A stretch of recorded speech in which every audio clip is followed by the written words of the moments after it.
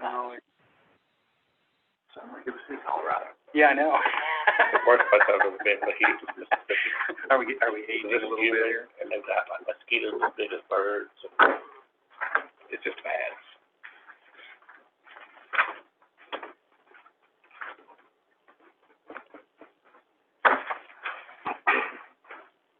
But I could get used to that buffalo weather. I like it. It's a different kind of cold though. Like it hurts to work. Oh, really? Like it's weird. It's not like piercing needles like when you go down the Colorado River, but it's like a heavy. It's like it gets into you and like chills you. Why? I don't know. Because of the humidity, probably the lake effect.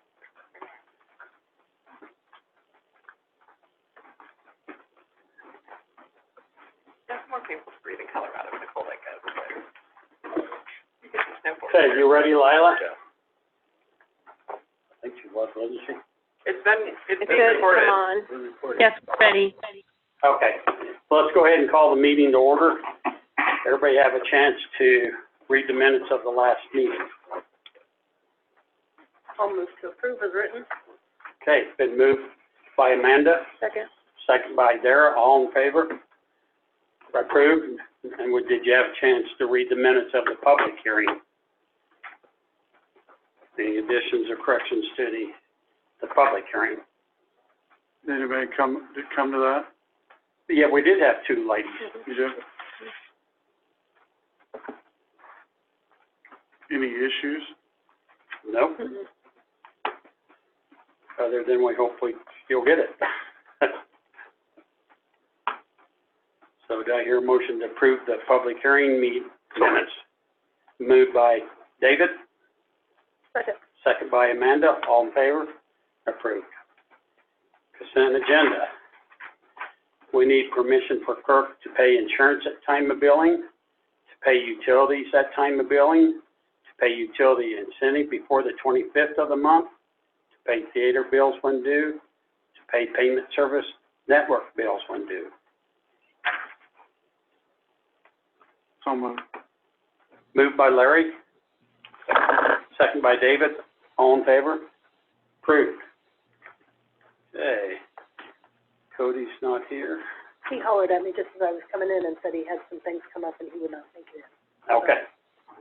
Well, let's move on to new business, and we'll just jump down to Helen, since she's here. Scott, everybody is here. Angela's Oh, here. they're on the line? Okay. Yes. So, we better start down the list then. So we'll start with Angela.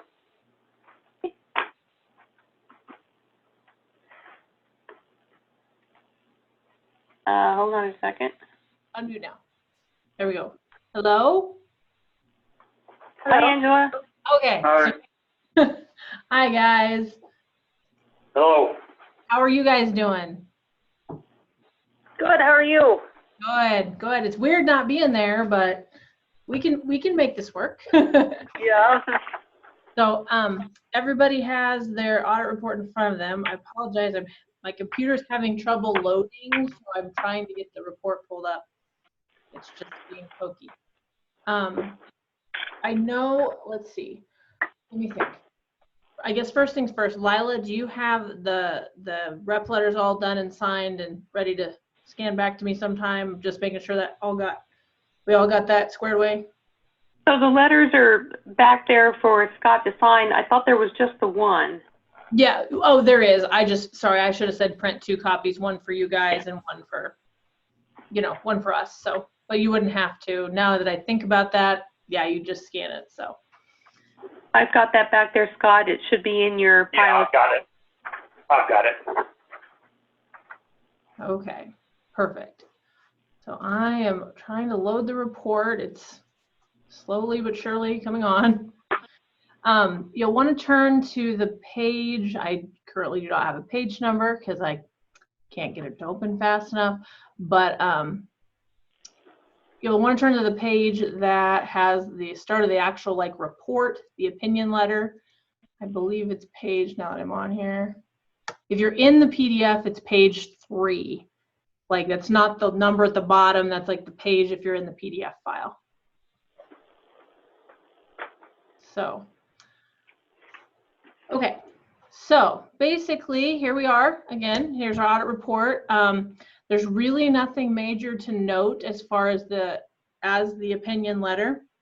And here it just notes that again, you received a adverse opinion under generally accepted accounting principles, but we turned around and gave you an unqualified opinion under the regulatory basis of accounting for the state of Kansas.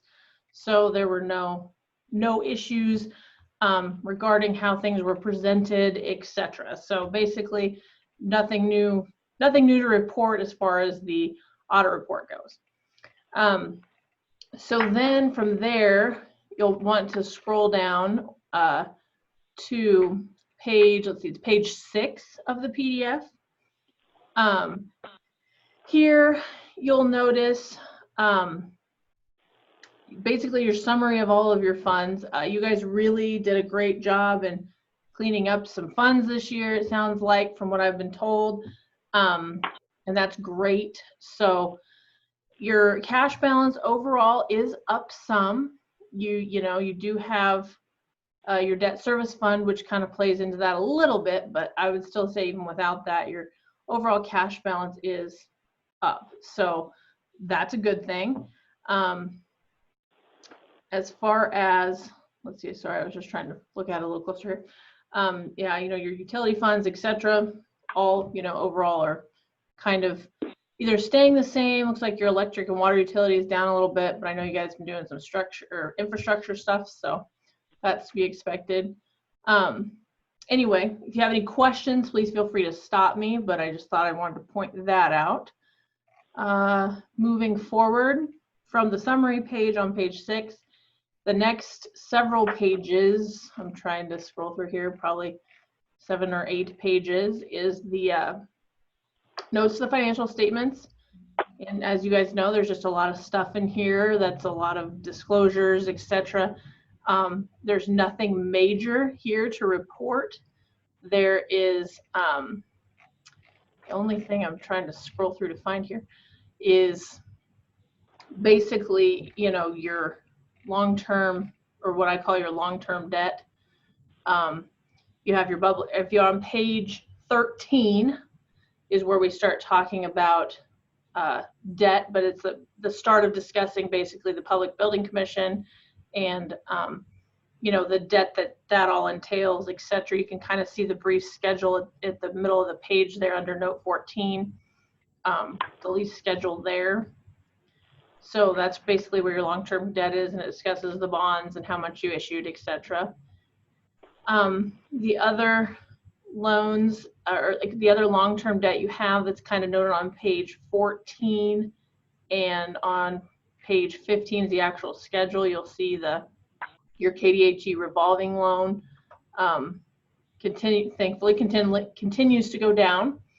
The Public Building Commission pool and equipment, as we just discussed, made your payments this year and continues to go down. Same thing there. And then toward the bottom of page 15, you can see the schedule where it breaks it out through the end of the debt's life in which would be the capital lease of the Public Building Commission at the end of 2036. So that's basically where that's all at. Looks like you're getting pretty close really to getting that KDHE loan paid off. So that's always a good thing too.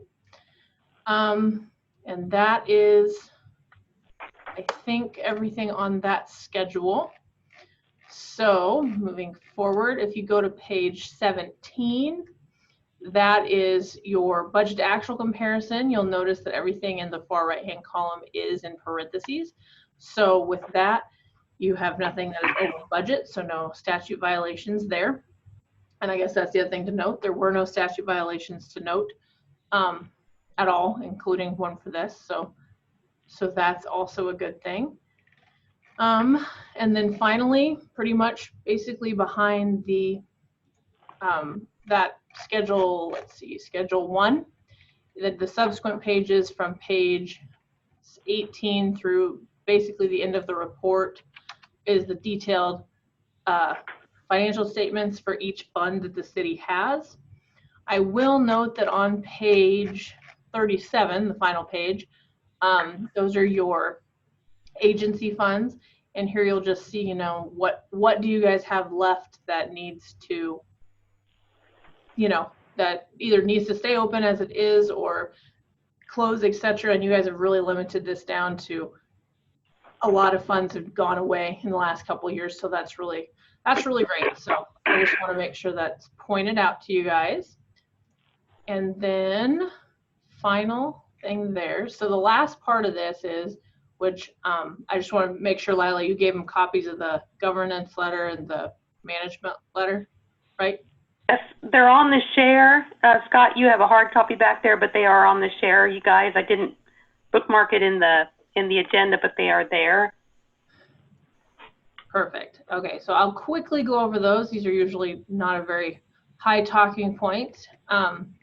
But if we're on the management letter, you know, this is just the one where we talk about, does the city have any material weaknesses or significant deficiencies? And the only one we have, which we always have, is that we don't have proper segregation of duties because there's not enough, it's not fiscally or financially responsible to make it that way, for lack of a better word. So anyway, that's in there, always been in there. There's nothing, absolutely nothing else to note that we consider an internal control material weakness or significant deficiency. So that's quick. The other one is the governance letter, which, you know, I always call it our recommendation letter because this is where we talk about our recommendations and also, you know, all the things we kind of did to perform this audit, which, you know, this year clearly was probably more challenging than it has been in the past due to us not coming out. But we do want to tell the city and Lila and her staff, you know, thank you for being so able to work with us and willing to work with us because we know it was an unusual year. So we hope to see you again next year. But anyway, basically in the governance letter, you know, we didn't have any communication issues, nothing going on there. We do have 3 audit recommendations, which are at the bottom of the second page and onto the third page. These are all from prior audits, we're pretty sure. As we're looking through them, we're like, yeah, these are all from past. The first one being that the bank rec, you know, they're being prepared by the clerk and the treasurer, and, you know, we're just kind of missing the review steps. So we suggested having someone come in to review them. And Lila did tell me today that you guys have some part-time office help coming in that's able to review them after prep. So that's helpful. And then the next one is, you know, developing a formal accounts receivable policy and utilities, receivables, etc. You know, and maybe cleaning up some old AR, etc. And then finally, we'll recommend always reviewing any outstanding checks that are over a year and either void them or reissue them or turn them over to unclaimed property. There weren't any issues. We didn't have any that were over 2 years old or anything like that. Just always keep that top of mind to make sure that you're getting those taken care of. So those are our only recommendations. So I guess I don't have anything further. Do you guys have any questions or anything you want elaborated on? Anybody have any questions for Angela?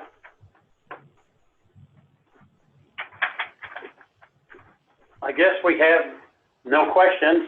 Okay, fair enough. Well, then I appreciate it. And Lila, I know that Lila will be working on your budget, and we will be assisting and getting it in the form for you. And that'll be the next thing to come. So,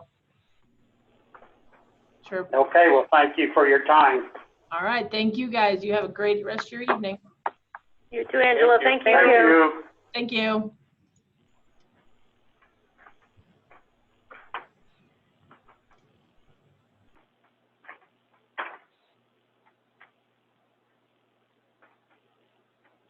Is there anything we need to approve there? No, I just need the 2 letters. The signatures?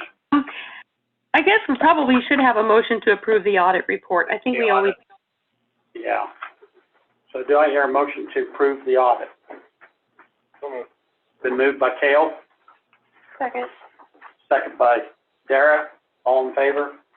Approved. Audit's approved. Okay. We'll go to the second item there, the options of domestic and sexual violence services for Jennifer.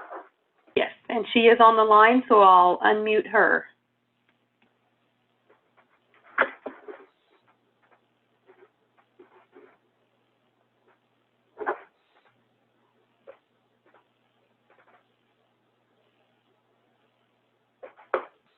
Well, maybe. There she is. Jennifer? Can you hear me? Yes.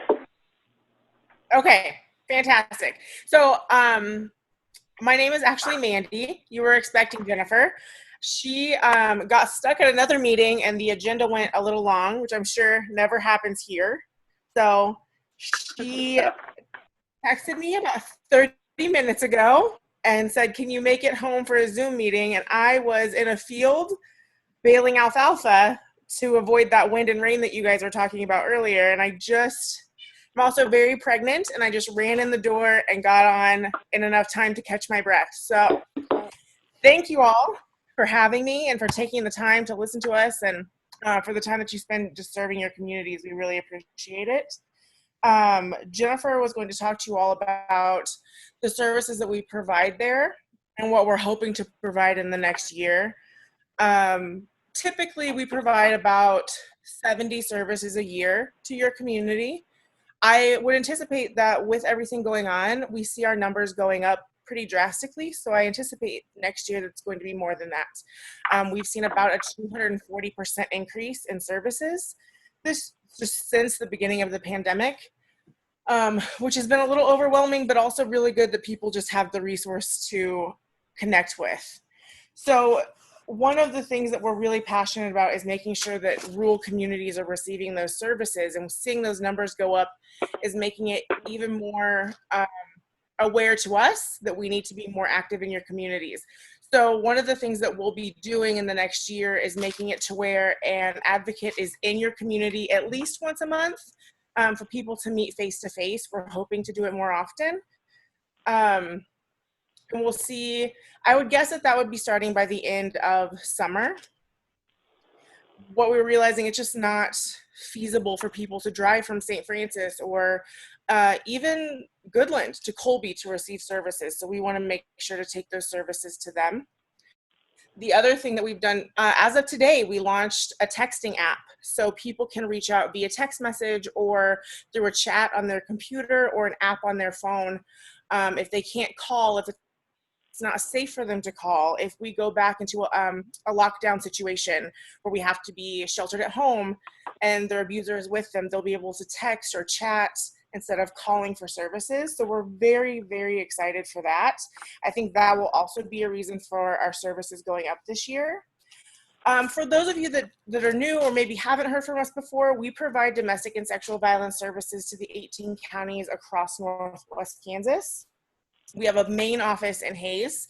We have a shelter in Hayes, and we also have an office in Colby that we hope to turn into a shelter in the next few years. The other thing that we're doing this summer is starting a Safe Bars initiative. So we'll be coming out to bars and restaurants across Western Kansas and talking about the sexual assault that can happen in relation to alcohol consumption. And so doing some education with local bars and restaurants all across Western Kansas to address the needs there. So we'll be in your communities for those kinds of things.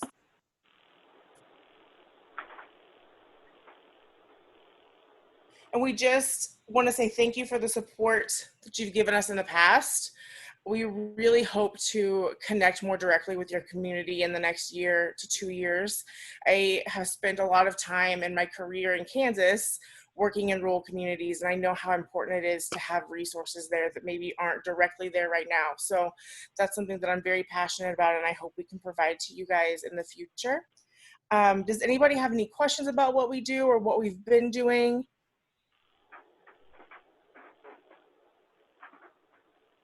Anybody have any questions? No question. No questions. We appreciate the jobs that you guys do, and we wish we didn't have to have it. My dream would be that I would get worked out of a job. I would love that, Yeah. to not have to do this more. But we all know we all have those issues, no matter where we live. I love that you said that. That makes me so happy. That's so true. And we're happy to serve you. And in my heart, I really hope that we can serve you better soon. So please know that that's on our mind. And we know that you guys are way up there, and we want to make sure that we're available. Okay, well, we appreciate your time, and we'll keep you in mind when we do our budget again. Thank you. Thank you. Thank you. Have a good night. You too. You too. Thanks. Bye-bye.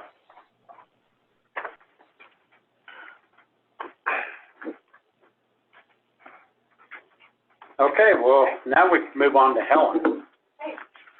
Well, the first thing I wanted to talk to you about was the motel property. And I gathered, I think, about all the information that I can get on the property as far as marketing it, but I really feel that you need to have a price on it. Free is not negotiable, but a price is. And every form that can fill out to send somewhere wants to know where the price is. And I think that, you know, the appraised value is like, I think around $15,280 for the land. And keep in mind that should a real estate agent bring an offer, they will expect to be paid some kind of a fee. That could be a percentage, it could be a flat fee, but those are the kinds of things you need to take into consideration. I believe you've all, even with the grant, you spent around, $30,000 at least, on getting the property to the place it is now.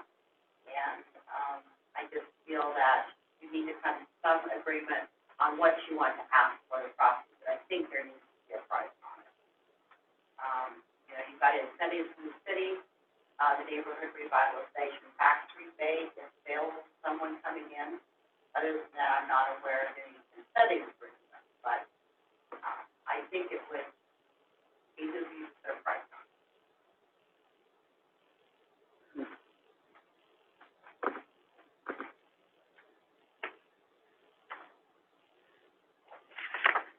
Have you seen any interest out there at all? Not at this.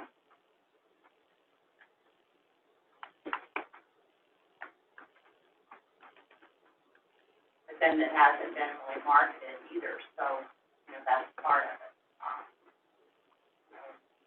Once if you'll set a price, then, I'll go ahead and do some flyers and send those out.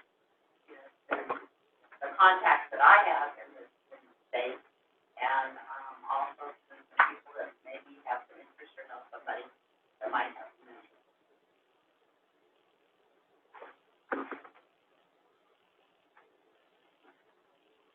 The appraised value was 15? 15,280.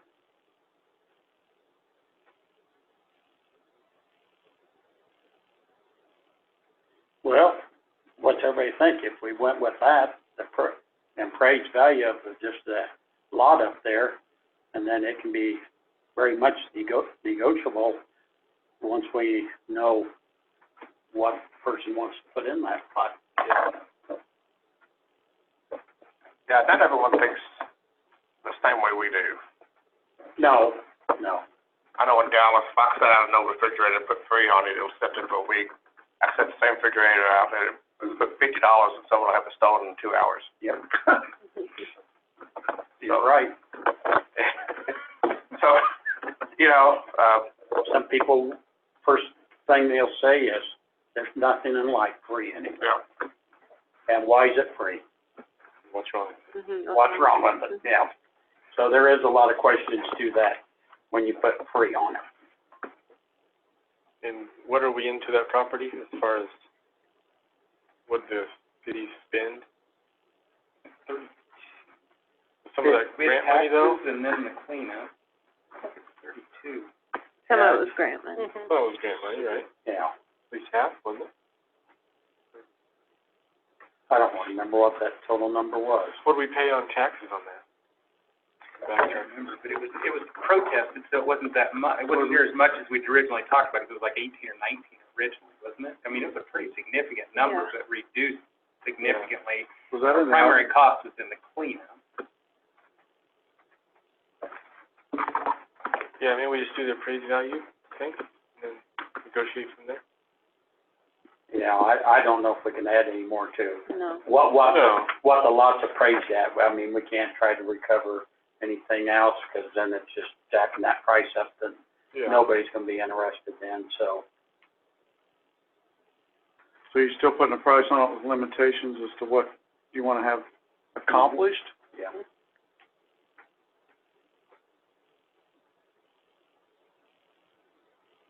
Because most realtors around here are 6% Yeah. Because somebody might just price. go up there and throw up anything, and we don't want that to happen. We still own the property, so we still have say on what we'll sell it for, the final sales, and what it'll be used for. I mean, it could be something totally different than what we'd like to see, you know, as far as a motel, but it might be something that brings in, if there was somebody to come in and say, we're gonna employ 30 employees and put up a small manufacturing deal up there, we're gonna go for it. I mean, that's jobs, and that's something, something that's gonna do something good for the community, because it is actually the community that owns it. Yeah. And so we gotta kind of look at it as, whatever goes in there is gonna help the community.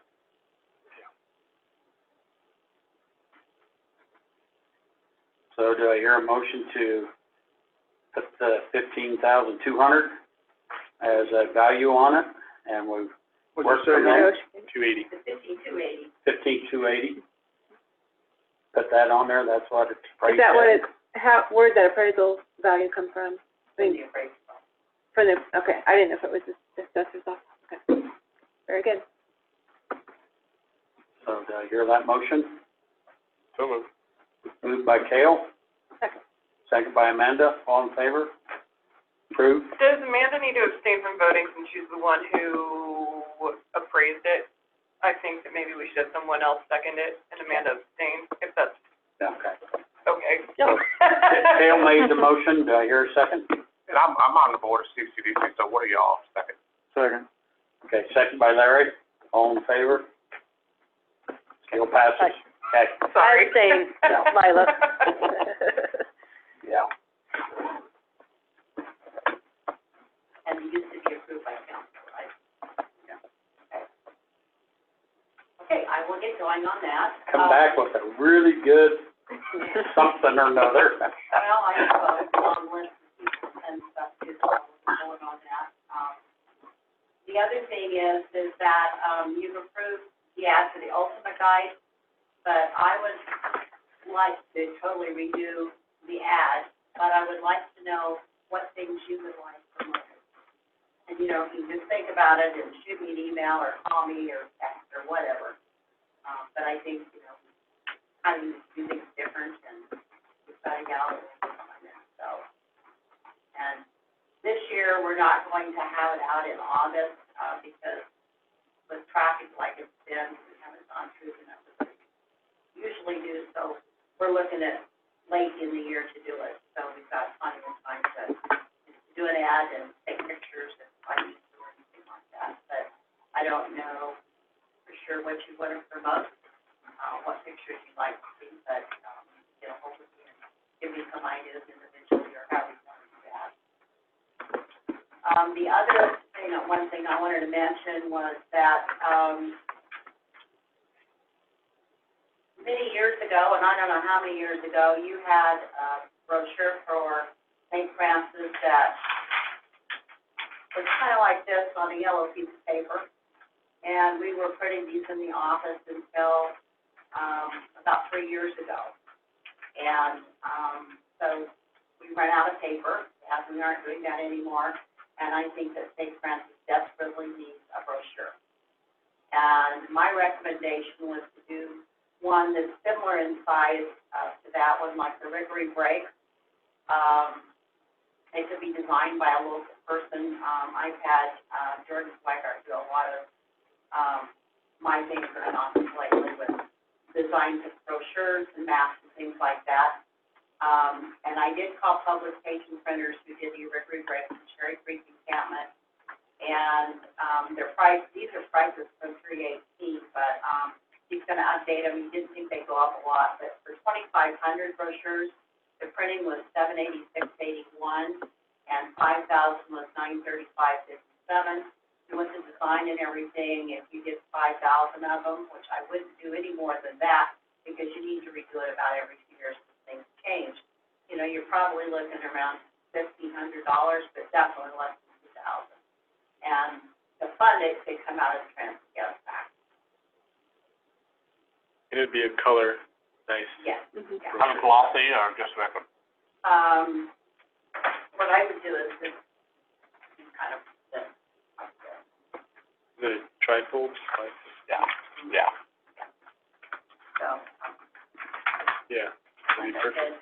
said, but we just had a lot of changes, and it's time that so we had something to hand out. Yeah. The old one was just basic paper, wasn't it? Yeah. Yeah. Yeah, it was just like this. Mhm. Yeah. So, if you're interested in doing that, I can get going on that. And I would say yes. Yep. Yeah. Down with that. Everybody agrees to have Helen Yeah, work on that. Yeah. For What us. do we do to keep promoting things? How much do we have in that transit tax, bed tax fund? It's about 16,000, Okay. So we're in good shape there. So work on it and report back to us what you're gonna do, and we'll go for it. Okay. And then, the Shine-Off games are in. We haven't, done a lot about promoting them, but, we've got some flyers ready to go out. There was one article in the paper, and I did get several calls from people in the newspaper that are from here, have connections, which prompted some people that live here to buy them. But, those are available. I think Jason has some at the farmer's market on Saturday.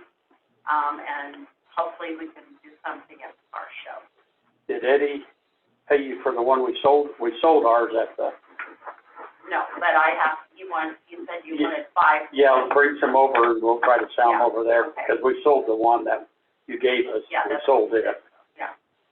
So, and there'll be a few other places that will have them for sale. They would have been good at the fair had we had them.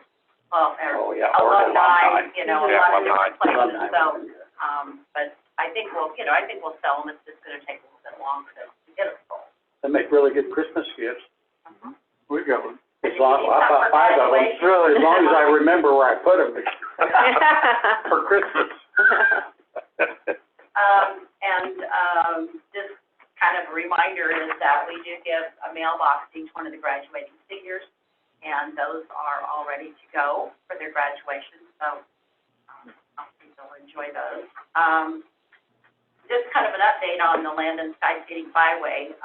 We did, we have received a notification that we received honorable mention from the National, Skating Byway Foundation. And we'll get that award when they have the Heartland Highway Conference, this fall.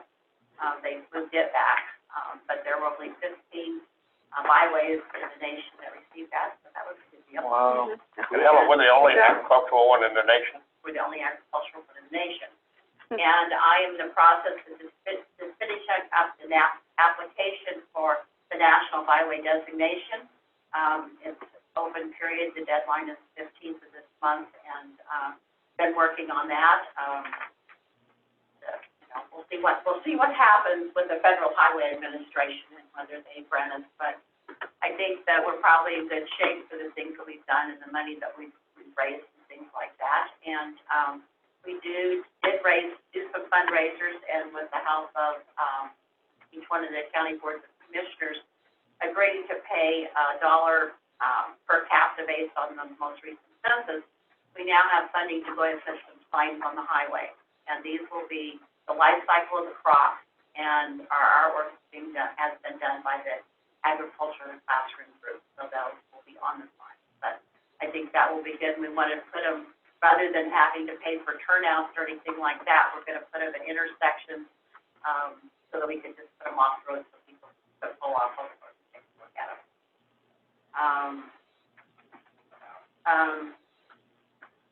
That's about all I had, except for Northwest Kansas Planning and Development has not had a meeting for a while. And they've got one Wednesday evening in Hill City and, along with Pioneer Country Development. And as you pay half of the dues, if anyone wants to go, it's at the community building in Hill City. It's right across the street from, Pizza Hut. And one of the things that is on the agenda is a discussion of people, well, not people, but, people pay. And Ellis County is not going to pay theirs. And as far as I know, the other half of Cheyenne County has not been paid by commissioners due to the fact that the taxes have not been paid by Northwest Kansas County. So there are a lot of issues there. If any of you like to attend, you're welcome to show up. There will be probably a reporter from the Hays Daily News there. And I don't have anything else. If you have any questions or anything, I'd be happy to answer them. Did they have their tour this year? Like last year when they came through here? Where was it gonna be at? That's gonna be in eastern Kansas, and it is delayed till September. The Kansas road trip, yeah. I figured they didn't have it this spring, so. And about everything that's been delayed. A lot of Zoom calls with people and what's going on. And, just kind of take it and see what happens, like everybody else. Thanks for what you do, Helen. Yeah. Thank you. Thanks for all your work. Good job.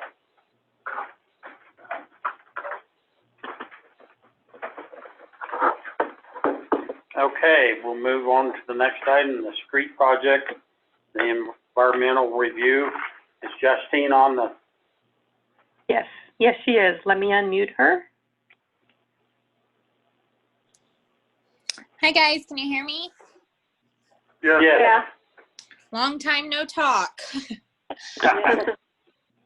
I did just kind of want to update you on the coronavirus application first of all. They did award the first round.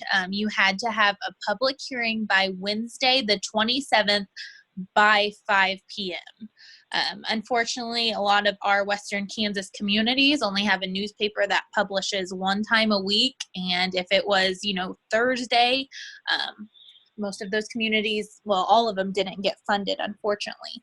However, we did just get a notification at the end of last week stating that they found another $7 million that they're going to throw into these to award more communities. So I haven't heard a date of when that will be released, but as soon as I hear something, I will let you guys know. And if you get a letter, let me know. Unfortunately, not everyone's getting what they're asking for. Everyone's getting about $167,000, but that's still very, very helpful to your community. But I did just want to update you about that.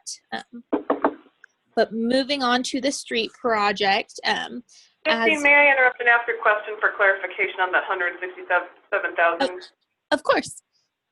Is that in one allocation category, or is that, is that specifically allocated between the two categories, or is that?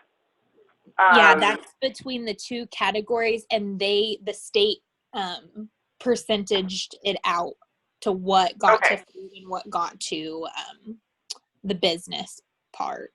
So everyone's everyone's a little bit different on that. So, however, if say we get funded and you get 100 for business and the rest for food, and you guys wanted to switch it, that's not to say that we couldn't, ask, hey, can we get the full 100 for food? That's always a possibility that we could do. Thank you, Justine. Okay. So moving on towards our street project, I thought you guys would have an easy environmental review. I looked at your floodplain map, and I didn't think that Scott Street was right in there, but it was. And so I actually even sent it off to the state just to confirm, less work kind of helps everyone. But an 8-step floodplain process was required. So it's 8 steps that we have to go through, pretty much stating that there's no other possibility that we could do a project like this without getting into the floodplain. Unfortunately, when the street's where it is, you can't move that street. So there was nothing else that we could have done. However, we do have to go through the process, which required 2 postings in the newspaper. The engineer and I worked closely together and got a big document ready to send off to the state. So tonight we need to approve that environmental review, which includes the floodplain information. I'll just kind of walk you through that process. So once it's approved tonight, I will send Lila a posting that has to be published tomorrow. That posting has to be up for 10 days. After that 10-day period, then it can come down. Lila has to sign a certification saying that she did post it and it was left up. And then the mayor has to sign the request for release of funds. It's a very long process to get the project started, but due to the floodplain, that's kind of what we had to do. So do you guys have any questions on that? Anybody have any questions? Nope, I guess just another step we gotta do. Yep. If not, I just need a motion to approve the environmental review for the street project number 20PF-014. I'll move. Okay, it's been moved by David, Second. second by Dara. All in favor? Approved.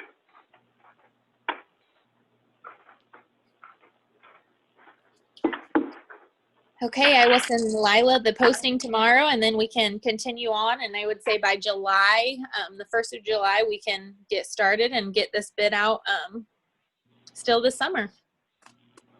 Okay, thank you again. You're welcome. We'll talk to you guys later. Thank you. Thank you. Thank you. Bye.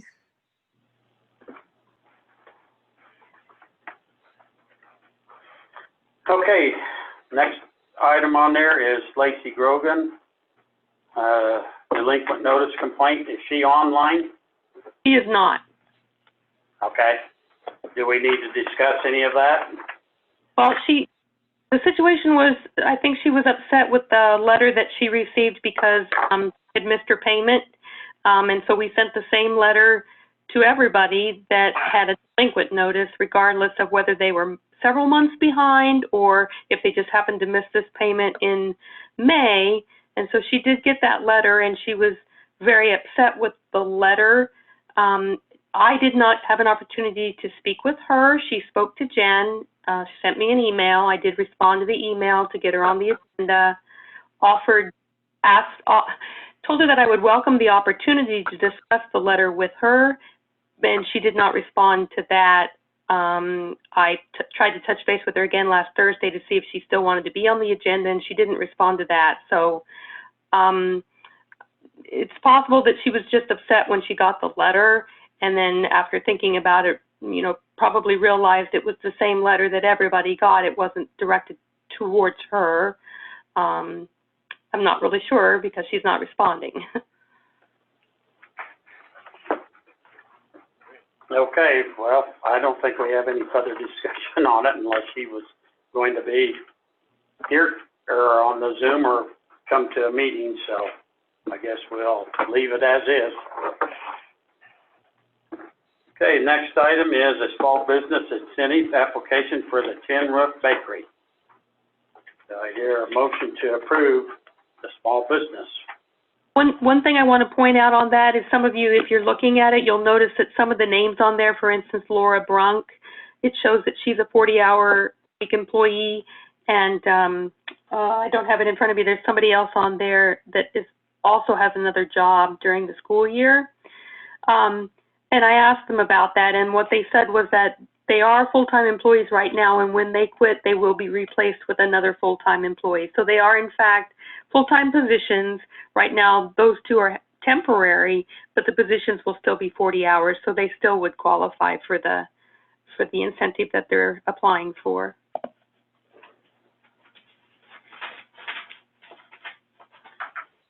Okay, do I hear a motion to approve the small business incentive? So moved. Been moved by Amanda, Second. second by David, all in favor? Approved.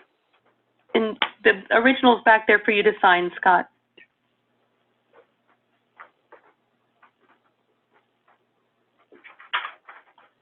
Okay. Old business. Property cleanups. Lauren's issued the 2 letters on the 2 properties that we decided to move forward with. I think the date on those is the 15th or 16th. They were served on the 1st, so the 16th is the final day that they have to either contact us or get the matter resolved. As of the 17th, that will be the 16th day, so I can file suit, for prosecution of violation of ordinance. I've let JR know that to let me know evening of the 16th, if he wants to take a look at the end of the day on the 16th, and let me know whether or not he has either been contacted or any progress has been made. I will, if nothing has been done, then I will prepare the complaint and get the process going. Any questions? Okay. Next item is projects pending. We need to talk about any of those anymore.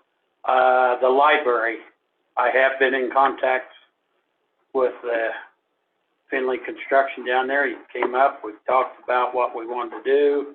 He called me Saturday. I thought maybe we'd have something, but he called me Saturday, and so he's putting some stuff together for the project that we need to do down at the library. Besides the fascia work and soffit work, there's some painting that needs to be done too. So we'll have to, once we get that, look into doing some painting too. We're gonna put that up for bid, or What's that? the repairs down there? Yeah, we can. Well, we probably need to. They were trying to figure out what our best options are right now and stuff, so, I did talk to a couple of guys. Did talk to everybody though, and they didn't want to do it. So then, and we had Finley's up here a year ago looking at it, and we just never finished up with them. So I guess, there's 1 or 2 other guys in town that might be interested, I don't know. I guess I could check with them. Let me check with them, get a hold of them. And Scott, it's not specifically on here, but with Helen talking about doing the new brochure, are you gonna be putting pictures in that brochure, places in town? Yes. What would we be, I know we can't do anything with the band shell itself, but that old fountain, is there any way of painting that fountain and getting those stains off of it before like a brochure or something like that goes out? Oh, just painting, we could probably paint. We could probably paint.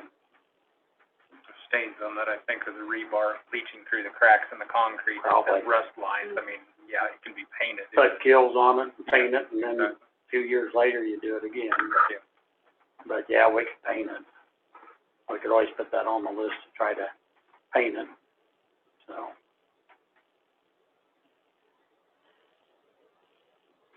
Did the food pantry find a place, or did they go look at the old contact? I don't know. I heard a lot of rumblings, but nothing's been done, so. What about the guy for the sandblasting on he's never come back with all that either? So Brock was supposed to be, Oh, yeah. the other guy in contact with us, because we did get a price that I thought was a little bit Well, high on that. out there. so. I mean, we need to at least justify that before we'd consider it, but Right. I've not heard back from Brock's guy, but I will follow up with him after he's back in town.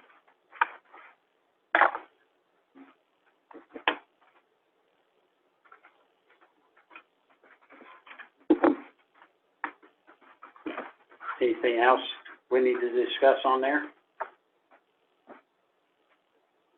Lila, Yes. if we do get something for Finley Construction, let's not open up that bid until I talk to one more guy anyway. The two Okay. other ones, you weren't interested in it, but I forgot somebody. Okay. I'll see if he's interested in it before we go forward with that. Okay, street project. Anything on that? Not really, other than we have the tree bid Oh, yeah, that's, associated to that. We had 4 of them that registered as licensed tree trimmers in town. I talked to all 4 of them. They all 4 did submit a bid. I think since they bid, we should probably get on the record what each one bid and what their name was.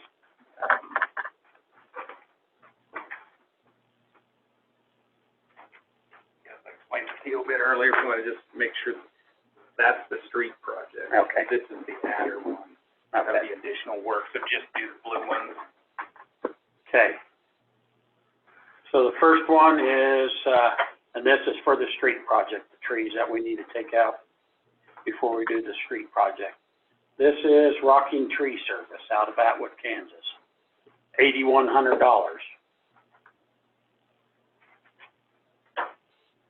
Okay, Barnes Tree Service here in St. Francis,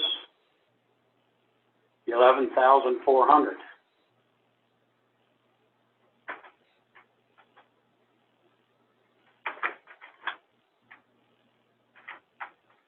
Knuckles Tree Care out of Ulysses, Kansas, $13,440. And SCR Tree Service, and where are they out of? I think they're good. Out of Goodland, $12,150.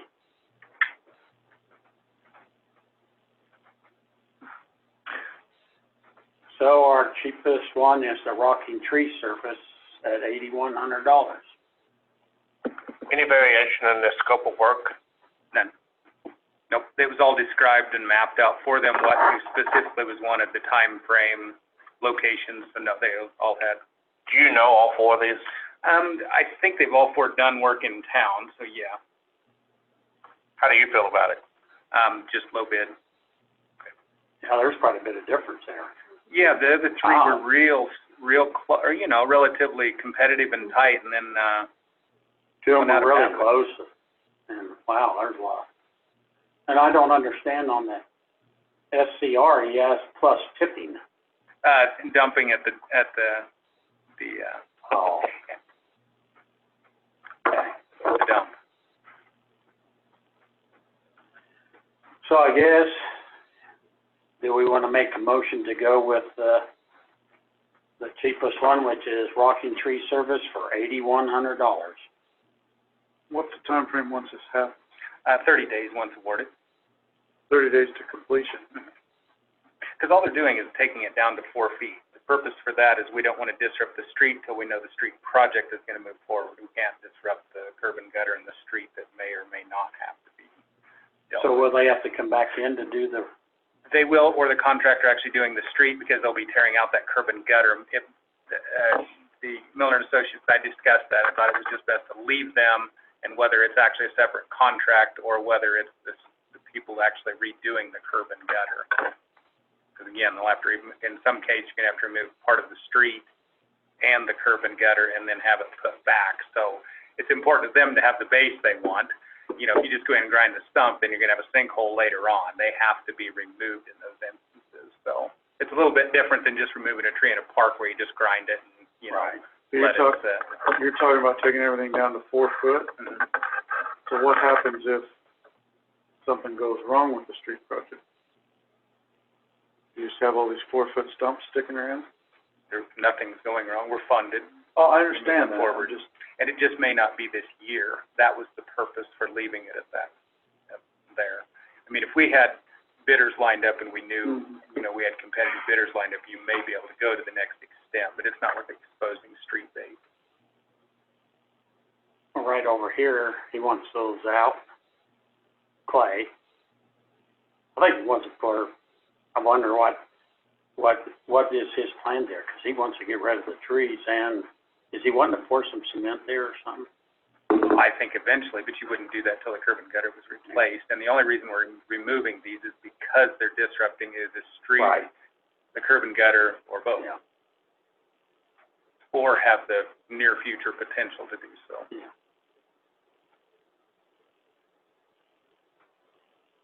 Okay, do I hear a motion to accept the low bid of $8,100? So moved. Moved by Amanda, I'll second. second by David. All in favor? Approved. Shall I mention these other ones? We might as well, I believe it's the same thing, just get them on the record that they all did the same thing. This is, we added, well, JR and I looked at some things, and we added some things, and these are different. Up the roadside park, all those evergreens that are growing around those buildings and everything have to come out.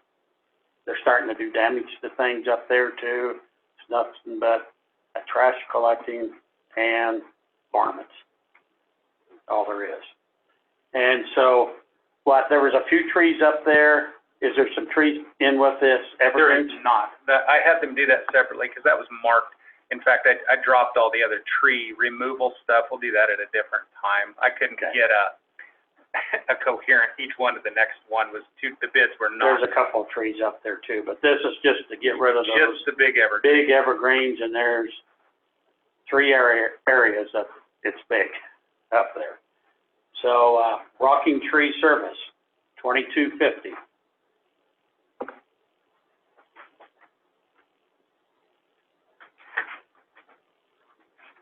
Barnes, $5,050.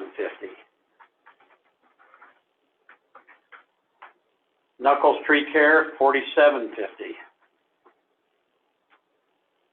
And SCR Tree Surface, $5,800.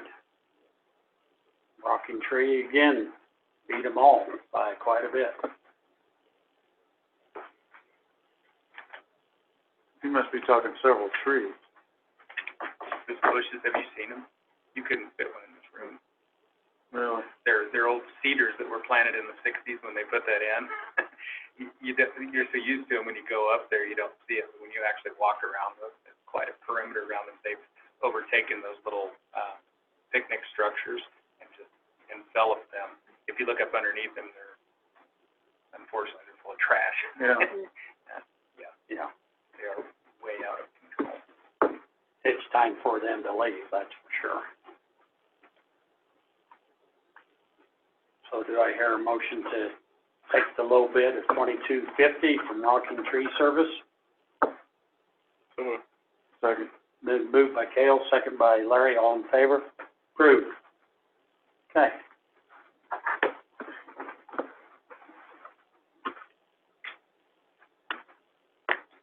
We need to approve the Rocking Trees What's that? license? Yeah, we're going to. Oh, okay. She's gonna bring it up later. Lila had it on her list to bring it up later. No. If you want to Okay, do it now, we certainly can. I guess we could go ahead and do it now. The Rocking Tree has applied for their license and they've got their insurance and everything in order and stuff. Lila had it in there, just hadn't, was gonna bring it up later, so we can go ahead and approve that now. Do I hear a motion to approve the permit? Been moved by David, Second. second by Dara, all in favor? Approved, so now they legally can do it. Okay, anything, that'd be it there. So, pool report.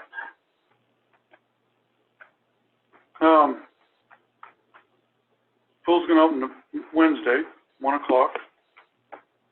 I think we're in pretty good shape. JR and I've been down there a couple different times. I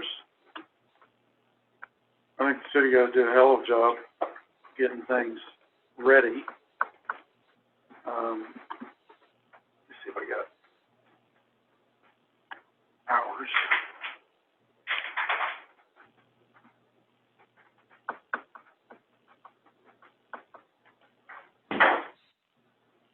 We're gonna start with lap swimming, aqua size, and swim team practices next week, just to make sure we've got everything ironed out for, getting the pool and keeping it open for this week. Guards have been down there 4 or 5 times already, working on some cleanup reorganization. They're working on getting procedures in place to make sure that we're cleaning things the way we need to be, not only from a pool perspective, but from COVID-19, I guess, for lack of a better way to say it. Just making sure that we're following proper guidelines to make sure the bathrooms are clean, to make sure that we're wiping down chairs on a particular time frame, that kind of thing. Let me see if I can find the hours.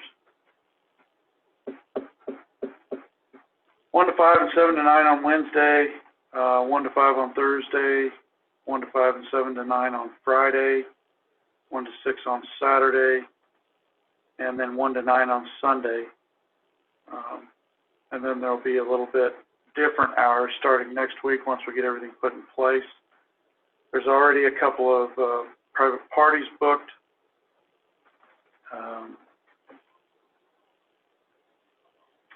Looking at Monday, Tuesday, Thursday, and Saturday evenings for possibility of private parties. We've already had several people inquire about private parties, and that's something we're really wanting to push this year. We've had Lauren and Milliken Rails. They're going to sponsor opening day, which will be Wednesday, and it's free admission for that day. Thank you for that. Yeah, my pleasure. Rec Commission is going to step up and sponsor a couple of days, 3 days, I think. I don't have that right in front of me. I'll have to look somewhere else. Everything seems to be on track. We'll see what happens with the storm tomorrow night. You guys, we had one sail come down in the windstorm. You guys had a chance? It's already taken care of? Everything, yeah, we have nothing else. Did they put a new sail up? With that, Did they put a new one up this year? no, that one they did last year, the Okay. one that leans out over the fence. Terrific wind. Wait for tonight. Yeah, that's what I'm getting at, is wait for tonight and tomorrow. Hopefully we get through, but I think we're gonna have decent temperatures to open, and we've pushed hard to try to get it done. I know the city was looking for Monday, and kind of the full board and some, the people up there were kind of looking Friday. We were fortunate enough to compromise and get going on Wednesday, and city guys have been extremely helpful. I said that before, but as far as getting everything going and being there, if we have maintenance requests or needs, they're going to take care of certain things that, in my opinion, need to be handled by maintenance guys from the city. As far as taking care, making sure the chlorine's okay. Correct me if I'm wrong here. If I say anything that I'm wrong on. Everything seems to be operational. The kids are all excited. I think we've got a really good crew. We will have concessions. Unless something drastic changes, there's no limitation on numbers we can have in the pool. We'll post a couple of signs that say we recommend social distancing, which will take any liability away from us. And then it's basically up to community citizens to decide what they want to do. I mean, it's kind of like us sitting in here tonight deciding to sit next to each other. And we're kind of seeing the same things with the rec commission and getting kids out playing baseball and stuff too. But I think it's important, and we've had a lot of people asking, when are we going to open? When are we going to open? I think it's going to be, the community is going to appreciate when it gets open, and I think we'll be surprised what we see from numbers. Well, I've got a question that I should know the answer to, but I was put on the spot today by my wife because we took our grandkids to the park. And that little section outside of the fence that was cemented in last year, that little square section over by the slide, what is that going to be used for? It's been used for, like, if somebody sponsors an event where they're going to serve food, like an organization or something, that's the go-to area at this point. Okay.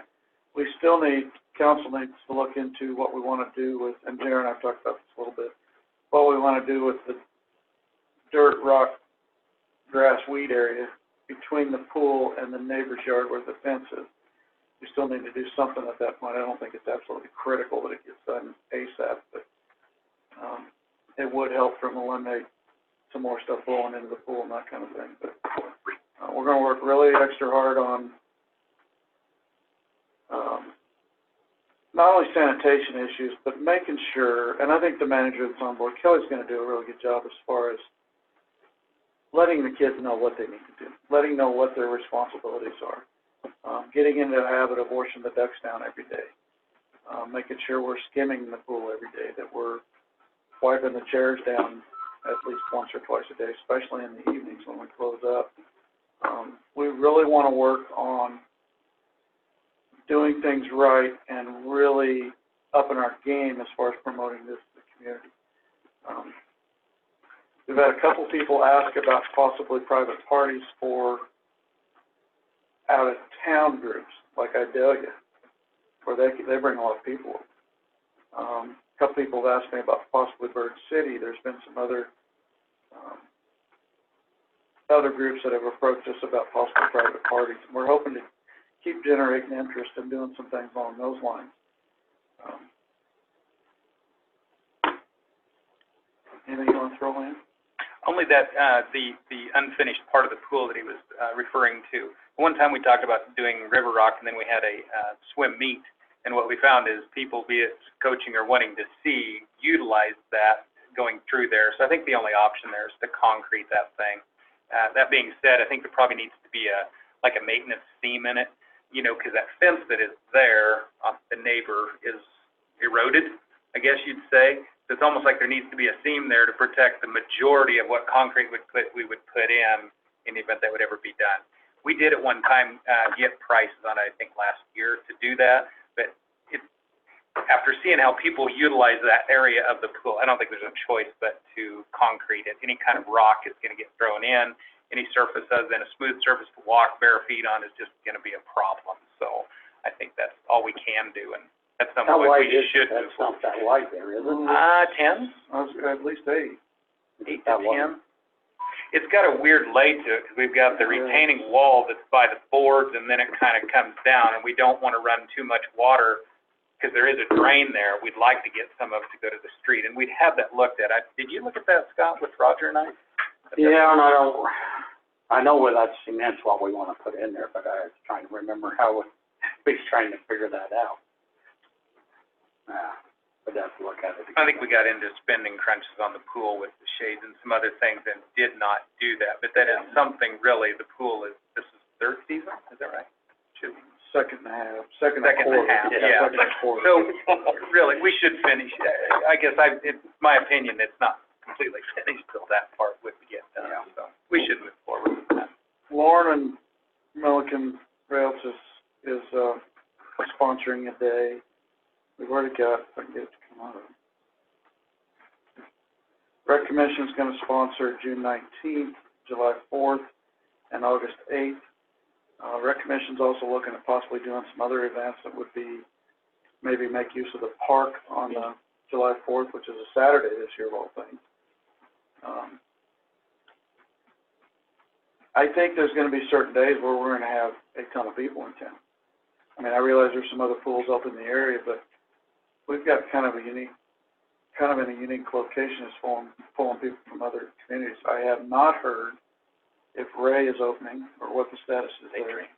They had opened it, they'd got it operational, didn't they? They pulled the They pulled plug. the plug on it, yeah.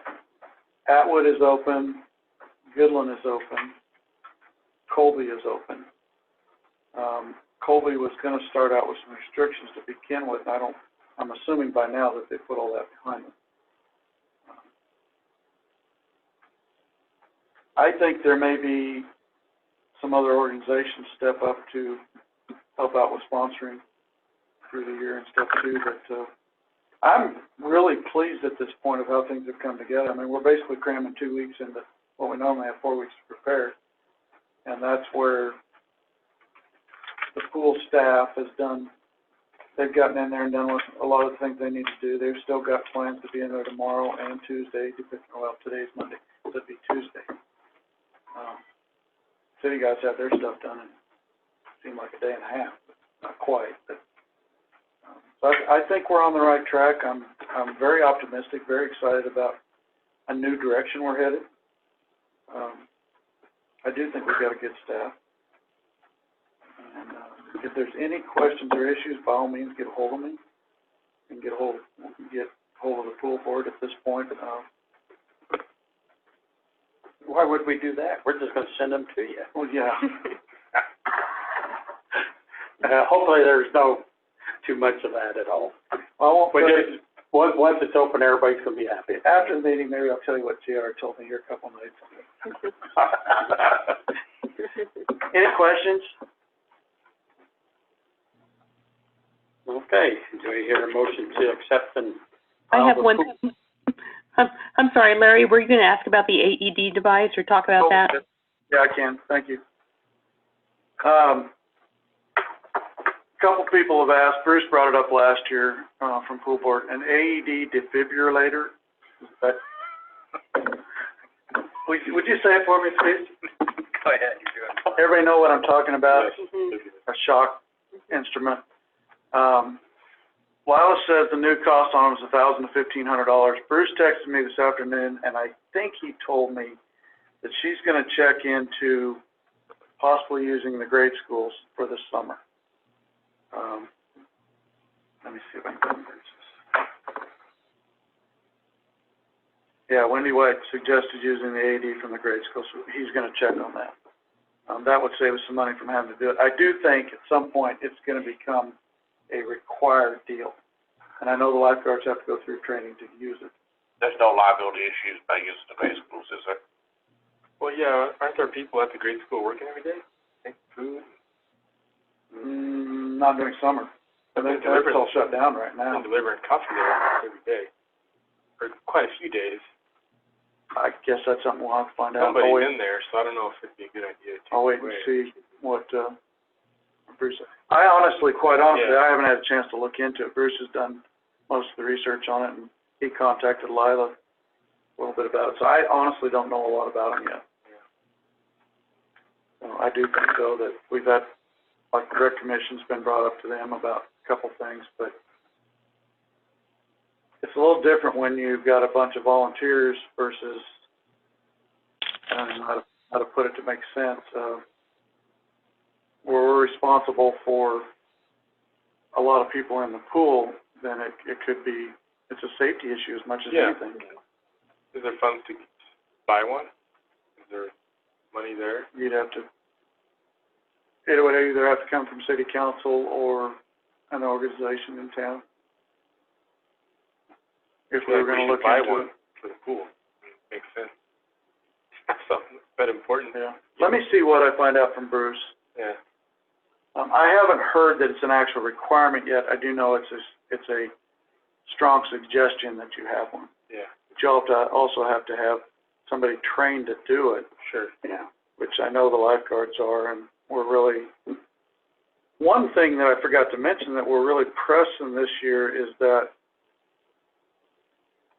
in addition to the cleanup and stuff, the guards have been going through some drills too about what they need to do on certain incidents and how to handle certain things. So, I mean, this would fall in with that. I think we're going to have maybe a better educated staff or continue to work on the proper principles and that kind of thing. But let me see what I find out from Bruce, and then we can make a decision. Foundation will be doing their grant. When, sometime? Yeah, we need at the end of the month. We're just talking about, I think we pushed it all back, 'cause. Yeah. And I don't honestly know. I don't know if that would be something to apply for.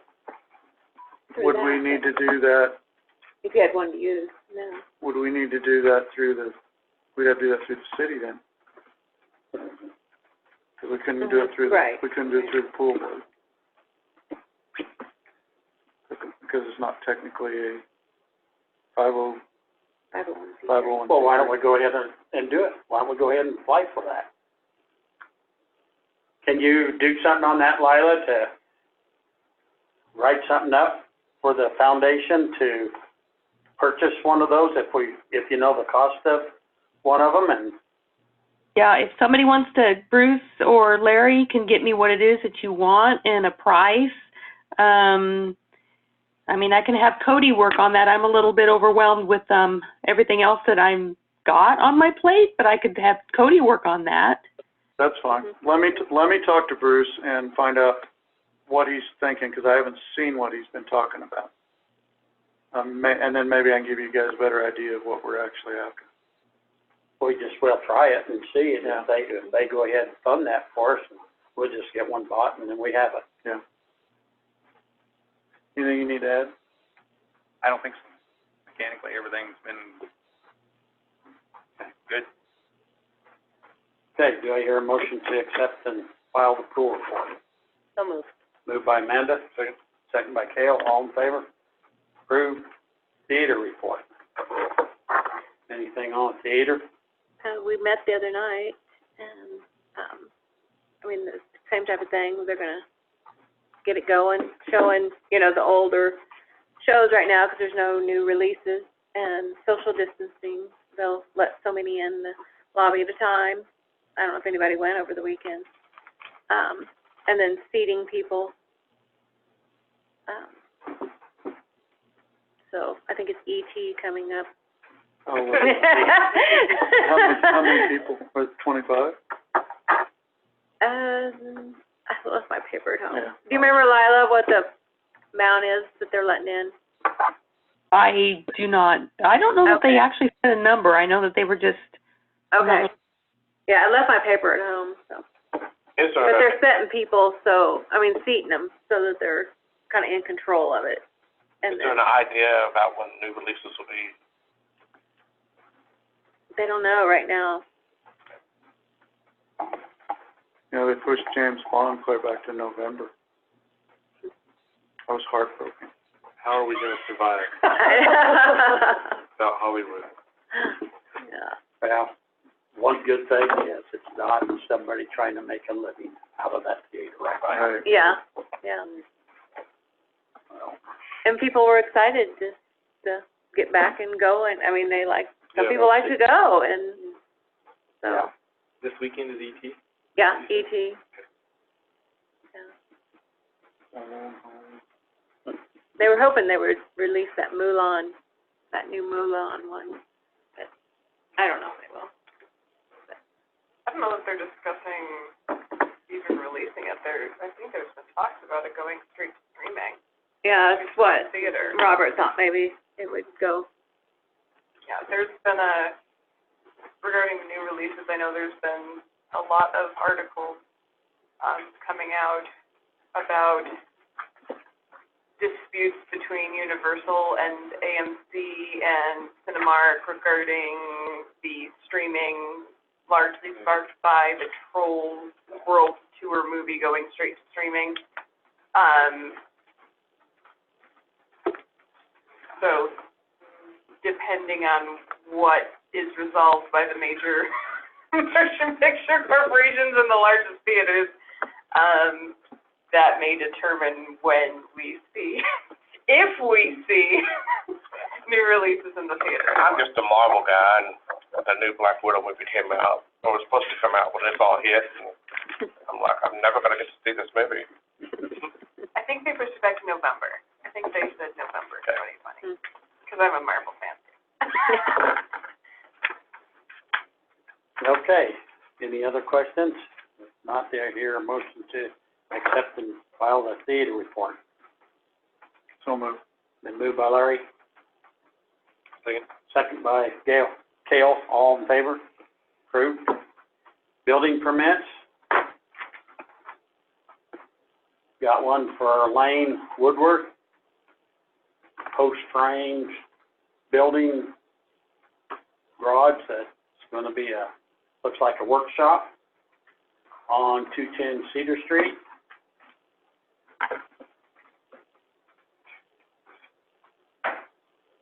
Who's this other one? Leonard Mayerquin? 321 North Scott Street, backyard, cement work, 6 by 50. Darcy Killback, 204 East Whittier, backyard fence, will butt up against Owen's fence and around the corner of the house. Auto barn. Maybe you guys saw that as you drove up, was a carport over here. Tommy Peter, gonna driveway remove and replace. Grant Brown, a small pad on both sides to help keep water out of the house. Farrell McAtee, concrete and steel fence replacement and a concrete and steel carport. And Melissa Swigert, the Tin Roof Baking Company, moving a pre-built shed onto the lot. It'll be on skids, 10 foot by 14 foot by 8.5, made of wood and tin siding.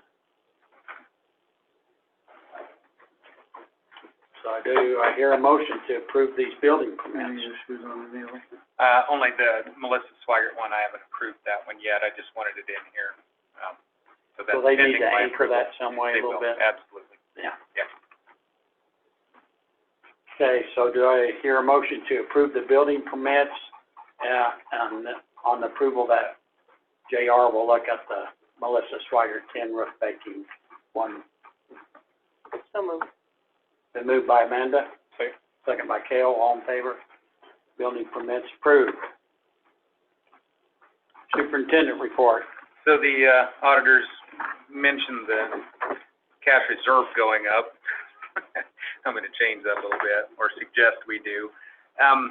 After some period of time trying to get the material figured out to do the electrical work, I just had Resco, which was one of the suppliers who had provided a bid for electrical material, just update their bid for that directly with the city. Originally, they'd done it with the contractor.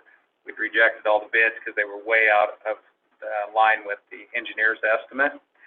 So what I would like to do is go forward with this material. In doing this, we don't have the contractor's markup on the material, hopefully thereby getting more work done by the contractor who would, can't think of the name right at the moment, but, so I've got the bid price for the material for both feeders 3 and 1. The total price for the material is $111,864.06. That would be all the material to complete all of the work for 1 and 3.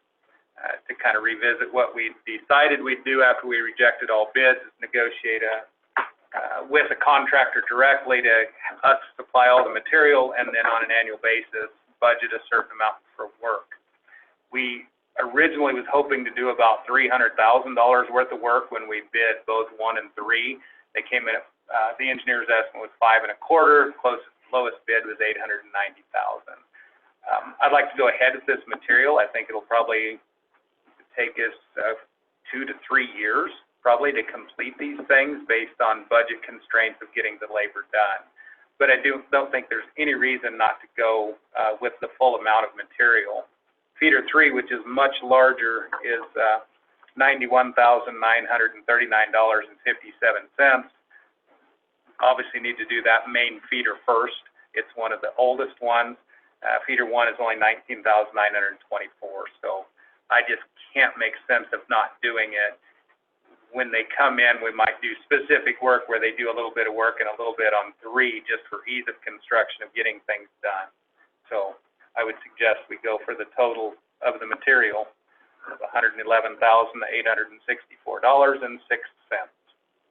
What's mostly material? Is it mostly just the lines and Poles, transformers? wire, bolts, transformers, everything. And 3 is through which part of, what's North side of Main Street. north side of the street? It's also got a main line that runs all the way from College Street, be between Spencer and Webster.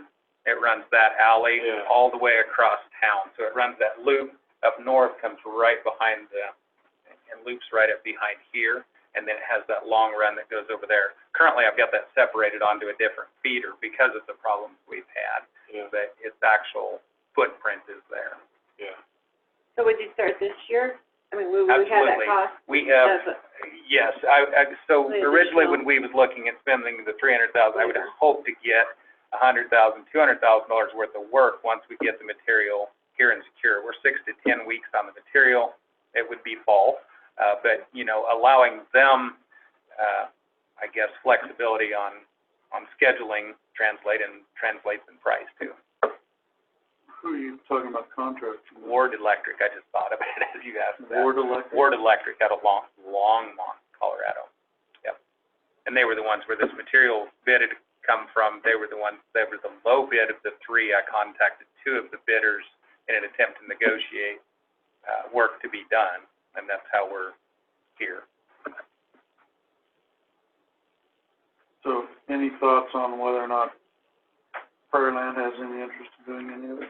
Zero. Zero. I put this in front of them, and I didn't, I guess I shouldn't say that. They said they could do it, but it would be very difficult. They'd be bringing crews in, people that are used to being Oh, home yeah. and coming here and staying. Yeah. And I think they might be a little more, they'd be somebody who would call if we had storm work, but it's, in practical purposes for construction, it's a whole different crew from a completely different part of the state.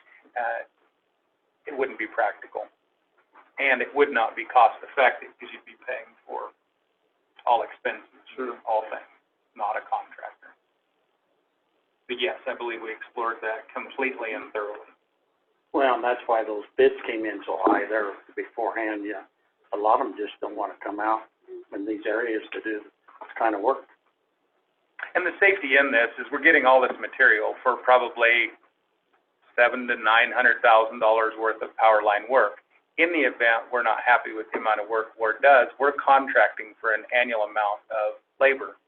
Other contractors will do that. We're just getting all of our material, goes up a percentage every year. We know we need to do the work, and for whatever reason, if Ward doesn't work out, we're not marrying up to that contractor necessarily for all of the work. I hope we are. I mean, I hope it works good, but we have flexibility within that. So if it didn't work out, then what?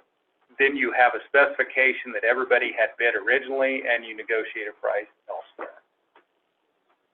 Either way, we have the equipment that'll be good for, until it's installed. Yes, oh, absolutely. Mhm.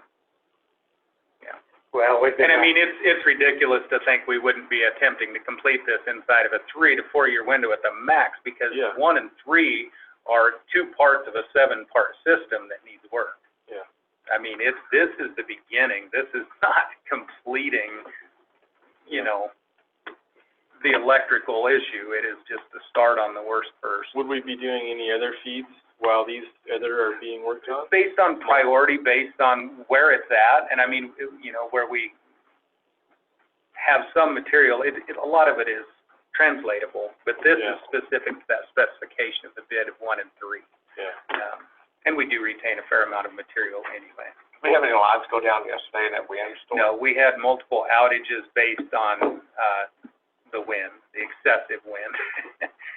But no, Just And like, that's another indicative that we need to upgrade. absolutely. That is old, copper lines that have been there forever. It's expensive to replace them. It's time consuming to replace them. That's what we're starting to get replaced. The outages we did have are not part of 1 and 3. It's kind of a strange phenomenon. The degree of wind change, depending on wind speed, and a difference of 3 or 4, just a few degrees, is the difference between having multiple problems and nothing at all. I think we're extremely fortunate when we have winds like that we didn't have just wreck out tear downs. I mean, it's Yeah. just, it still puzzles me. And we have more wind coming tonight, so I don't want to have a victory lap just yet. Yeah. Where do you Yeah, store this exactly. stuff? We'll store it all together, so it's all contractor available. It's usually palletized and can be stored outside. Oh. Mhm. At the power plant? Most likely, yeah, in the open lot there, I would say. Well, if everybody knows, we've been talking streets and electrical for a long Yeah. time. And we started, after we started doing the street project, people were asking if we were doing electrical. We said, yeah, we had it in the plans of doing it. And so we need to keep moving forward. And it's just one of those things, it's all hitting at the same time, but we need to keep moving forward. Fortunate thing, how do we pay for it? Lots of money thrown out there. The renewed contract, it actually is generating enough savings going forward to fund this. We are not talking about bonds. That's the reason streets don't produce anything. But fortunately, with that renegotiated contract with Sunflower, we're seeing some real savings. So that's how we will pay for this, with cash reserve, and they'll be replaced in that way. So always important to understand. When somebody asks you, so how are we paying for that? Well, we have the money for that. We have the revenue for that. Do you think it's realistic that some of this could get done this fall? Yes. Have you contacted them yet? Awards? Yeah. Yes. Yeah, in fact, they reached out here just recently, because had been pressing me while I was trying to work out the material issue with our local one, whether we was gonna be able to line anything up this fall. So we're holding it up. We gotta order the material. Yeah. I'll make a motion, we purchase everything we need. Okay, it's been moved by Cale, Second. second by Dara, all in favor? Approved. Get the material ordered. What was it? $111,000? And change. $864.06. This is, by the way, I needed to mention this. I'll get the actual number in the end. This is raw material price taxing, which we are taxed on electrical hardware. That will be an addition. That would be figured out in the final billing, but this is pre-tax bid. So, clear that up at might not be the next meeting, but we'll have to get that corrected in the minutes, of course. Otherwise, Where's the it auditors purchased will be from? after me. But that's, Where's it purchased from? it's Resco, and I did know where they were from, but it's not on their bid, so I don't know for sure. We were trying to get Benyon to Yeah, we get us couldn't prices, hold we it, never right? got anything, so we had to move forward. Oh, well.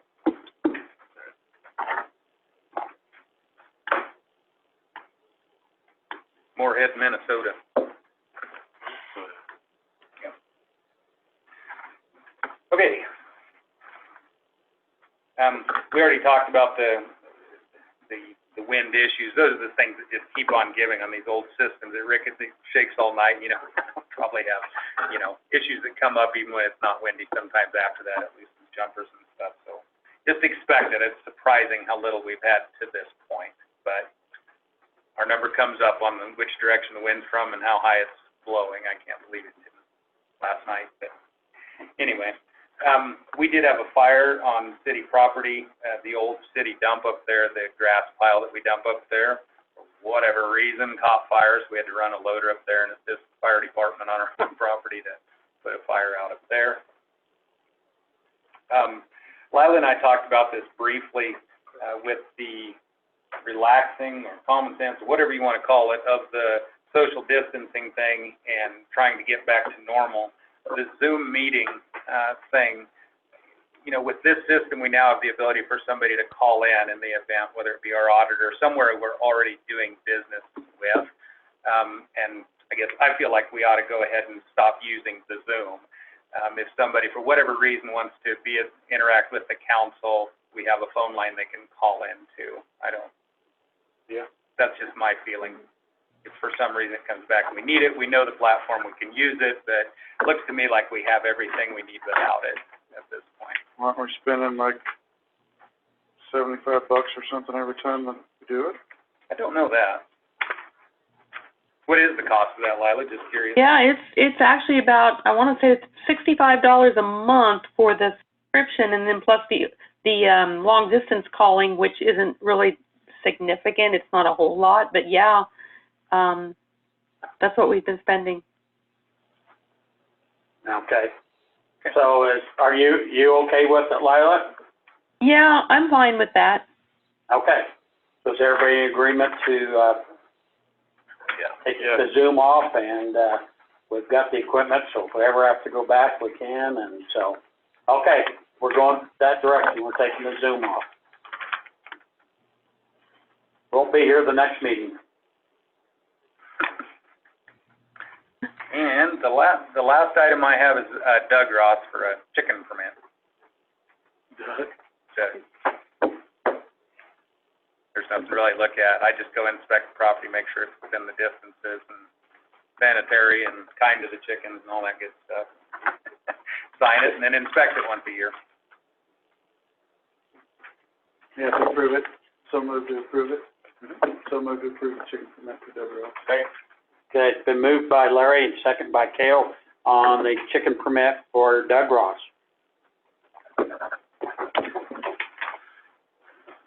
Oh, JR, what about, is it, what street up there? Is it Whittier? Or, what is it? The one that we did the milling on? Yes, Uh-huh. and then when it washed away and around the corner and it was on the neighbors. Mhm. Yeah. Is there any, are you just gonna keep, Till we can get it resurfaced. Okay. That's what we got to Okay. deal with. We yeah, tried to 'cause put that down was quite a mess that last time it Yes. wet it down. quite a rain too. Yes, it It gets was. down to that blow sand and it just undercuts it. Yeah. So we put hopefully better material in it, but most likely we'll be doing Yeah, I that just until we didn't get it know. resurfaced. So we're just gonna keep hauling it up the hill. But Yeah, that- down in front of Grace's and Linda Ketchner, it piled up. Oh. Yeah, Pretty the deep. south Water. curb and gutter, it undercut that. It got 2.5 feet deep. I mean, Oh, man. it got down to the blow sand underneath there. Has there been any changes or anything on Hill Trash Service as far as their specs or them changing how they're gonna pick up stuff? Other than they're gonna go to automated, which I think have mentioned over quite a few months. I mean, that'll be quite a process where they go to the lift system and just having. So that'll change how people have to put the trash cans Yes, out? placement, that it's out properly. I mean, there'll be a transition. I mean, I think they're gonna try to accommodate by moving them and doing that as best we can, and then be asking people to try to place them as close as they can, so they're not moving them and picking them. So what happens with the bigger metal trash cans? Those are just picked up with the other truck. Oh, The actual, yeah. I don't think those ones that are automated can do both, because it's not, it compacts a completely different way. well, you don't have enough room to pick them up either. Right. And then one more question. Yeah. The dump where you're supposed to take grass clippings. Seems like every time you go up there, people are dumping a lot of stuff up there. It Do you want seems to like. police it for me? I told Toby, I said, take a picture of that, and I forgot, I lost it. Believe me, we very much and we don't talking to Billy appreciate the that. other night, and he says, yeah. He says, I just take it over to the side. He goes, I need to clean it all out, but And what's so It's unfortunate about so that, sad. it's just like the recycle. Once somebody does it, then somebody else does it, and if you don't keep it picked up as best we can, we just get more of that kind of junk. mhm. Yeah, but it's very disrespectful. Yeah, I didn't know They're if for a purpose, and, there's yeah. any solutions or not, but. Cameras. Yeah. I told one time, because I caught him doing something, I said, keep it up. Pretty soon you won't have this to dump. And he said, what do you mean? I said, people keep doing this, pretty soon we'll just shut it off, and you'll have to haul it clear out to somewhere else. And I haven't seen him do it since then. Oh. But there's a lot of them doing it. Yeah, trees and, and everything up there. Yeah. Trash. And trash, yeah. Yeah, bags of trash. Really? Yeah, Oh, yeah. yeah. Yeah, they got It's like their 2 or 3 dump up bags there. of trash up to pick up along with their grass clippings and everything else, so they just shove it all off. That's what's always amazed me about the recycles, how much trash ends up showing up there. I mean, you're providing a service for the citizens of the community, but people tend to take advantage of it, Oh, yeah. and Okay, A lot Swagger. of work goes into that, too. You know, that's the unfortunate part of it. It's no different than separating the stuff in the grass. We can't haul that up to the plow. We have to manually remove all that, just like we do the recycle. Yeah. It's unfortunate that people do that. And it's not, I mean, very high percentage of people just simply want to appreciate and utilize the service. It's just a very few people that do it, but it sure is discouraging. Yeah. I inevitably wait too long to take mine up there. If you grass clippings, if it just rained on, you let it sit there for about a week. And this last time I thought, okay, Swagger didn't take them out, and I didn't tell him. He came back and said, never again, you'd be better off if you let them get wet and then put them in your garage overnight.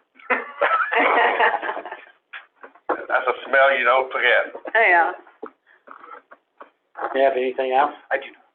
Okay, do I hear a motion to accept and file the superintendent report? So move. Moved by Amanda, Second. second by Larry. All in favor? Approved. Attorney report? We had some questions with the St. Francis Aquatic Park, regarding photography and licensing and things of that nature, that I have spoken with Kelly Milliken about. It came to my attention with the St. Francis Aquatic Park updated their Facebook page. The profile picture and the cover photo they used is, the one that I had originally used in my announcing that we would be sponsoring the pool. I had gone up and taken 2 photographs. Actually, I'd taken like 30 photographs and found the 2 best ones and pieced them together and posted them online. And St. Francis used the photo for their Facebook page. I don't care, but the owner of there's a very well-established body of law that the owner of a photograph is a photographer, not subject. And so so I wrote a letter, kind of a memorandum to the pool manager, Kelly Milliken, and CC Lila and JR on the letter, basically letting them know that if they're going to be using people's photos on their Facebook page, they need to either be sharing them to authorize them, or to give credit to the photographer, or they need to be obtaining permission to post that as their post. I don't care, they can use all of the pictures that I take that they want, but I don't know that everyone feels that way, so it's just kind of a heads up to them. The other thing that brought up was if they want to take photographs of people using the pool and post them for marketing purposes, post them on a brochure or post them on Facebook page or post them elsewhere, and because there is an admission to the pool, I do think that falls under a particular case, one case in Kansas that addresses it, and it's from 1918. There is one. And so after reviewing it, if they want to take photos and post them on Facebook, I am recommending adding certain language to the pool's page on the city website, on the About area of the pool's Facebook page, posting the statement in a visible spot at the entry of the pool, and I also suggest printing it either directly on the waivers or on a sticker that is going to be attached to the waiver. And it took me a while to come up with exact wording that we wanted to say, because if you say you are subject to being photographed anywhere inside the St. Francis Aquatic Park, obviously we don't mean bathhouse or the changing rooms, but anywhere includes that. And so if I say outdoor areas, does that include the top of the slide when you're waiting to go down because it's covered? Does it include under the canopies? And so after much thought and consideration, the statement that that I've typed up and I'm sending to Kelly and to Lila, suggesting that they put on all of those places, is all persons entering the St. Francis Aquatic Park may be photographed in any outdoor or open air covered area by an agent of the St. Francis Aquatic Park, and such photographs may be used by St. Francis Aquatic Park for marketing, advertising, or promotional purposes. By entering the St. Francis Aquatic Park, each person consents to such photography and the use of such photographs. So that's what I'm recommending we do. That way people know that, hey, if you're coming in, we might take your picture and we might post it on our website. Does anyone have any questions, comments, concerns about that? Judge Keller is still on about having municipal court at City Hall. She's contacted several other judges in different cities and or counties. She called my office on Thursday or Friday of last week to ask my opinion on it. I read her St. Francis Ordinance 9-103, which states that the place for municipal court is the Cheyenne County District Court. And it does say that, or otherwise as designated by the judge. I do not know that language "or as otherwise designated by the judge" is she can completely change the venue outside of what the ordinance says. I think that that's kind of on a, if we're having an issue, she can move it. I don't know.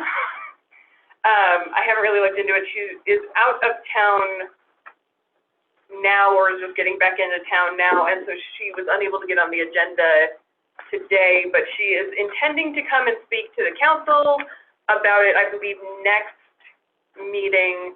I just want the council to be aware of that.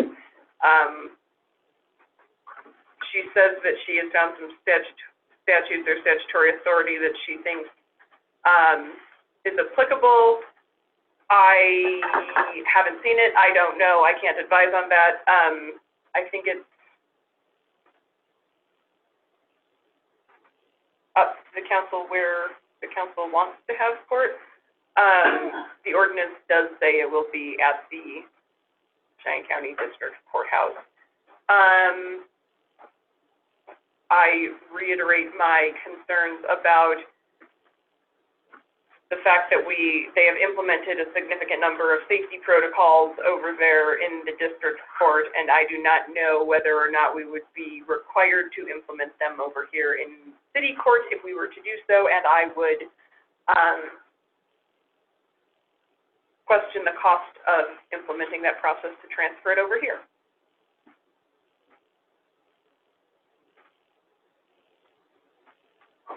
My suggestion is that it stays over there, but unless we can't. Is there a reason why she's requesting this? Her statement to me was that she's always thought it should be over here.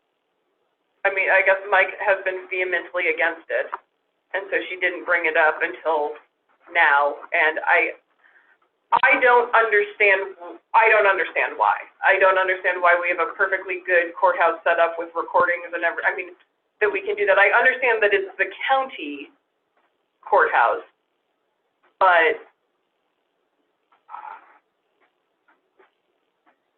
our ordinance says that's where it's held, that's where it's always been held.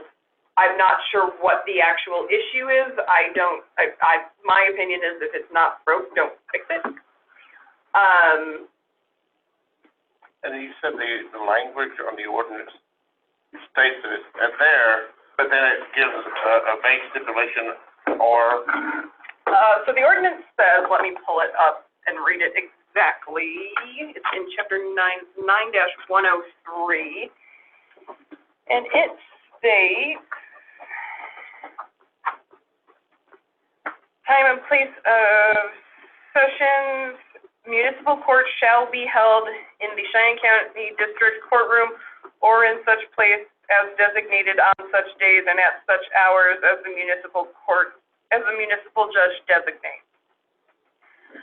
So I don't know if that means she can unilaterally override the ordinance and change it for all of the time, or whether she is able to, on specific matters or under certain circumstances. I mean, it's I don't understand this nearly like you do, but if she can completely carte blanche override an ordinance, why have the ordinance? Right. Does that make sense to y'all? We can just wait till next time when she comes in so we can get all the information as far as why she needs, yeah. Yeah, and I had suggested to her, she had stated that she has some statutory authority, or what she believes is statutory authority, and I requested that she send it to Lila the Friday before the meeting so that Lila could get it on the page so we could look at the statutes and so I could look at the statutes. And she had asked if I wanted her to send me the statutes to take a look at, and I'm not going to do it until she's on the agenda. It's a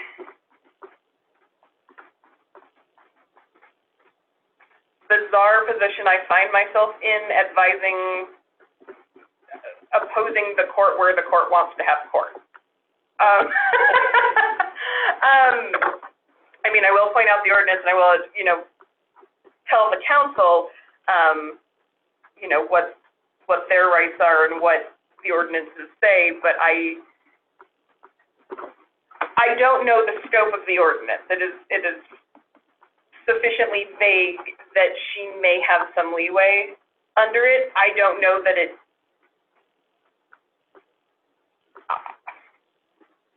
I don't know that that is the intent of the ordinance.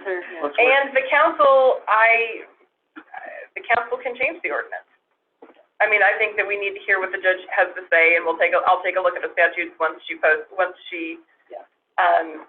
sends them, just before the meeting, and so I can properly advise, but I'm not gonna look further into the matter until it needs to be looked into.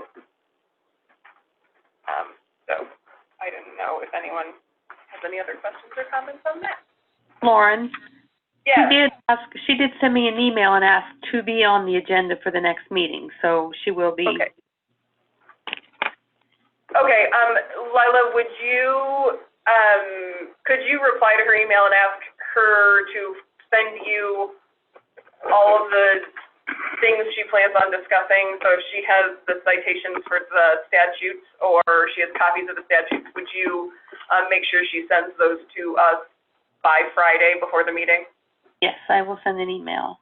Thank you so much.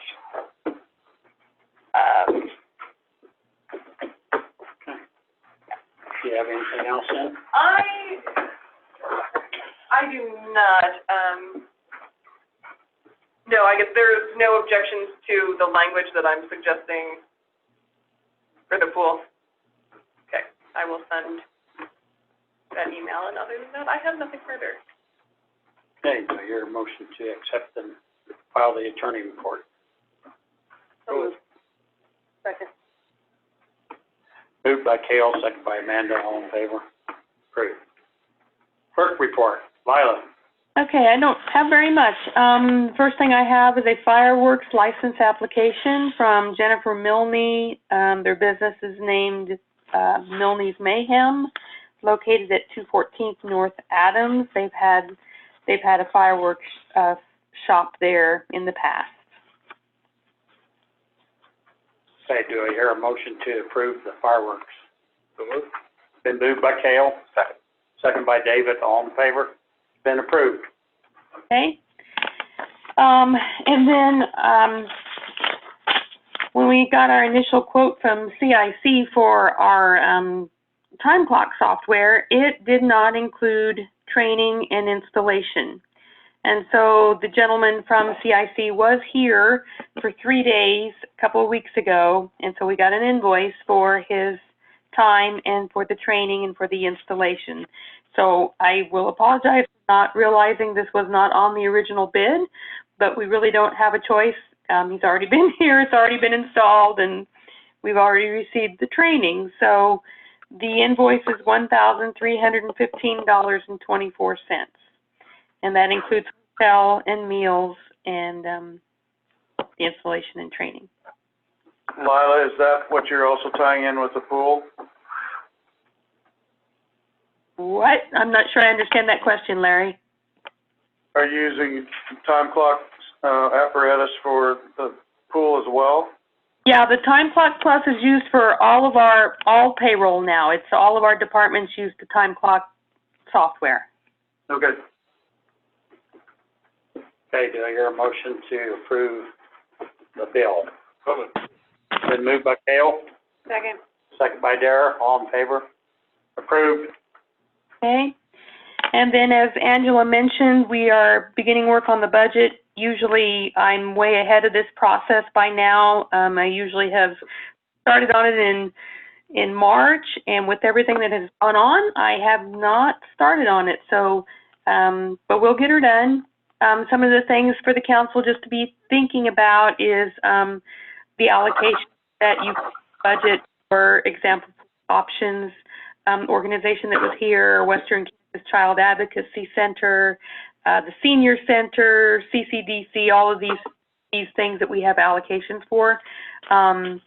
Just be giving that some thought, maybe look at the current budget and see what they're at. I will say that the Senior Center hasn't changed since 2012.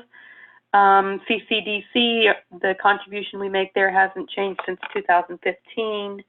So just some things to think about. And then along that line, there is a budget prep engagement letter back there for the mayor to sign. We'll need a motion for. This is to engage Angela to assist in the budget process, and it's for $1,580. Need a motion for that, don't we? Hear a motion to approve that for Angela's. So moved. Been moved by Amanda, second by Larry, all in favor? Approved. Okay, that's all I have. Okay, do I hear a motion to accept and file the clerk report? Make a motion. Been moved by David, Second. second by Dara, all in favor? Okay. Council comments. David? Just quick reminder, I won't be here at the next meeting, but Lila, if I wanted to call in, we're not gonna have Zoom, but if I wanna call in, I can do a conference call, is that correct? Yes, as long as we didn't have anybody else that wanted to conference in. JR, how does that work? Can multiple people call in? I've not done that with that phone. I think so. You just have to hook the two lines to the thing. I can't imagine it wouldn't with the phone system we have, because you have three lines of it. Three lines, I think, right? Two. We have, You have a fax. well, unless you and want two the fax. lines. Yeah, Yeah. I think it would work. We can experiment with it. sure. I guess that may be an instance where a person could do it, but I just don't think that should be the publicly broadcast meeting the way it has been. Right. Right. That would be an instance where maybe we would use it. You could still have somebody call in if you had more than one person. Yeah. Thanks. Dale? I don't think I have. Amanda? I don't have anything. Jared? Larry? I just wanted to let everybody know that, we put August 29th on the date to have concert in the park. We are gonna bring back the Long Run, which is Eagles Tribute Band, which we had last summer and had tremendous success. We've also had them twice at the fair. The guys are excited about coming back out. They're looking forward to it. They've been pushing us on it. We've had tremendous response already from the community as far as getting this event going and everything. So we're real close to having it all put together. We've got a few details we got to work out as far as whether we're going to have any vendors or anything along those lines. We haven't fully got all that discussed, but we do have pretty firm commitment that they are coming August 29th. Looking forward to it. Okay. Okay. I'm gonna have to have two executive sessions. One's gonna be for non-elected personnel issues, and the other one's gonna be for non-elected personnel wages.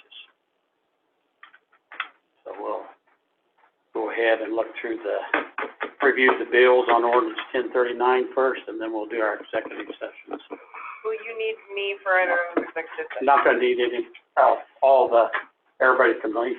JR can, Lila can. See you, Helen. Thanks, Helen. Can I stay here for the bill? Yeah, you can stay here for the bill. It's like everybody. It sounded like Heck, yes, See if we- I'm out of here See if then. we approve the bills, or if you'll have to take them out of your account. See you, Lauren. See ya. Thank you. I got to know Bill. Oh.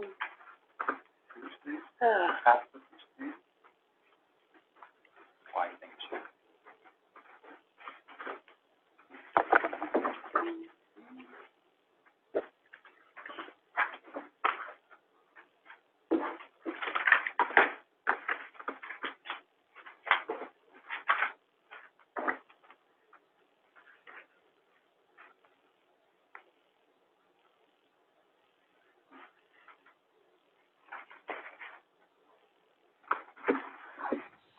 Hey, Scott, when we go into these executive sessions, I'm just going to ask you to go slow so I can make sure that everything is disconnected.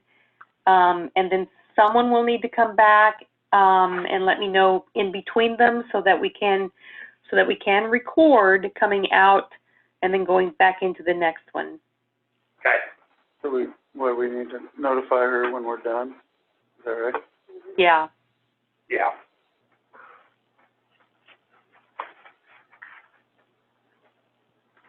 Have you guys used time clock stuff already? Mm-hmm. Is it working well? Yep.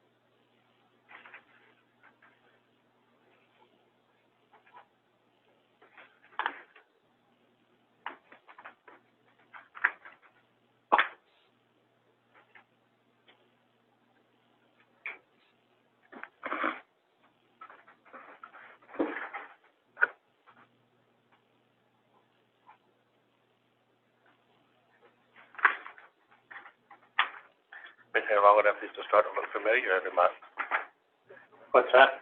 I've been here long enough Oh. now, these are starting to look familiar. Yeah, that's for, I can remember, geez, some of them those are new pickups. repeat Hammer. bills, and then a lot of them are different every month.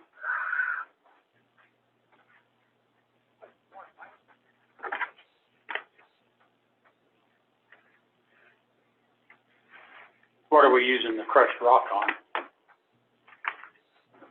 But that, What are we using the crushed rock on? we get it for alleys. I mean, we get that.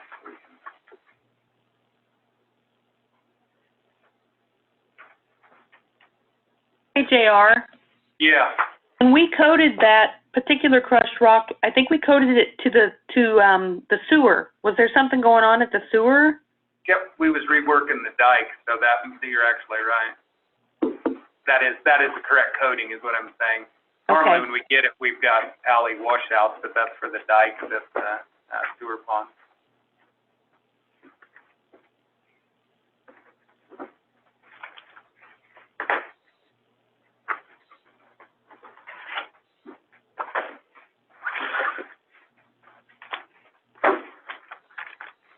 Anybody else have any questions on bills, or?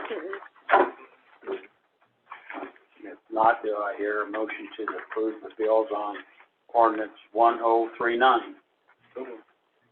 Been moved by Cale, Second. second by Amanda. All in favor? Bills approved.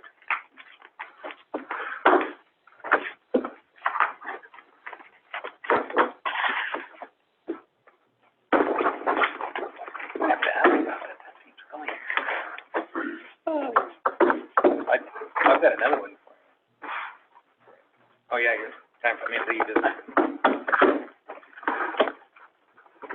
Thanks again for your help. Trying to decide how long it'll take. One of them won't take long. I'd say the first one for non-elected See you personnel. there. See ya. See ya. Thank you. See you, Jeff. Non-elected personal wages will only take 5 minutes.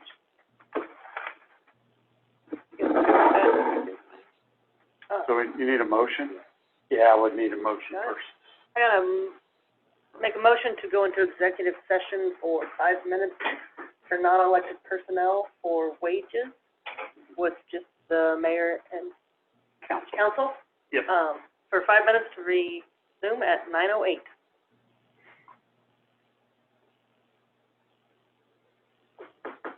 Do we have a second? Oh, yeah. Then moved by Amanda, Second. second by Cale. And it passed? Yes. Yes. Okay, all right, hold on just a second. Let me get myself off of here and, just hear it say that you're muted. And then I'll be gone. Okay.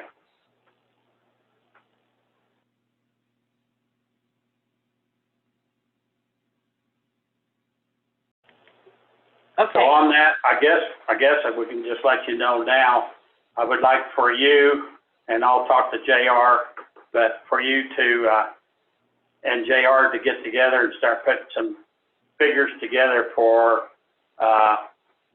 wages, the increases like you usually do, a percentage, and then we'll try to figure out where to go from that at the next meeting.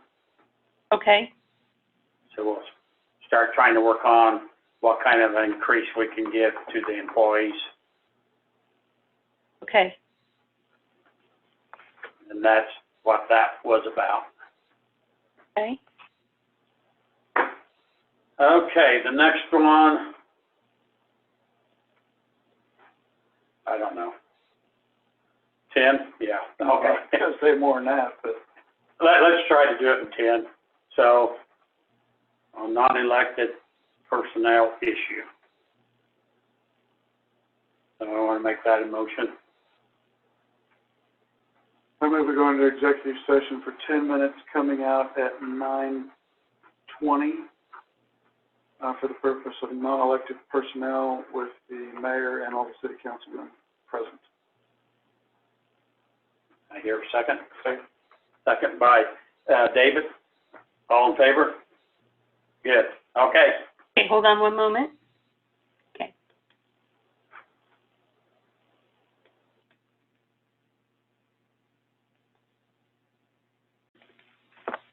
Okay, carry on. Okay, we just came out of our executive session on non-elected personnel issue. There will be no decision made on anything at this time. It was just information. And I guess that will be it. So next item is, who wants to make a motion to adjourn? So move. Amanda, David, Dale, Derek made the motion and Larry seconded it. We're all in favor. Did we wind up ever having to shut everybody off?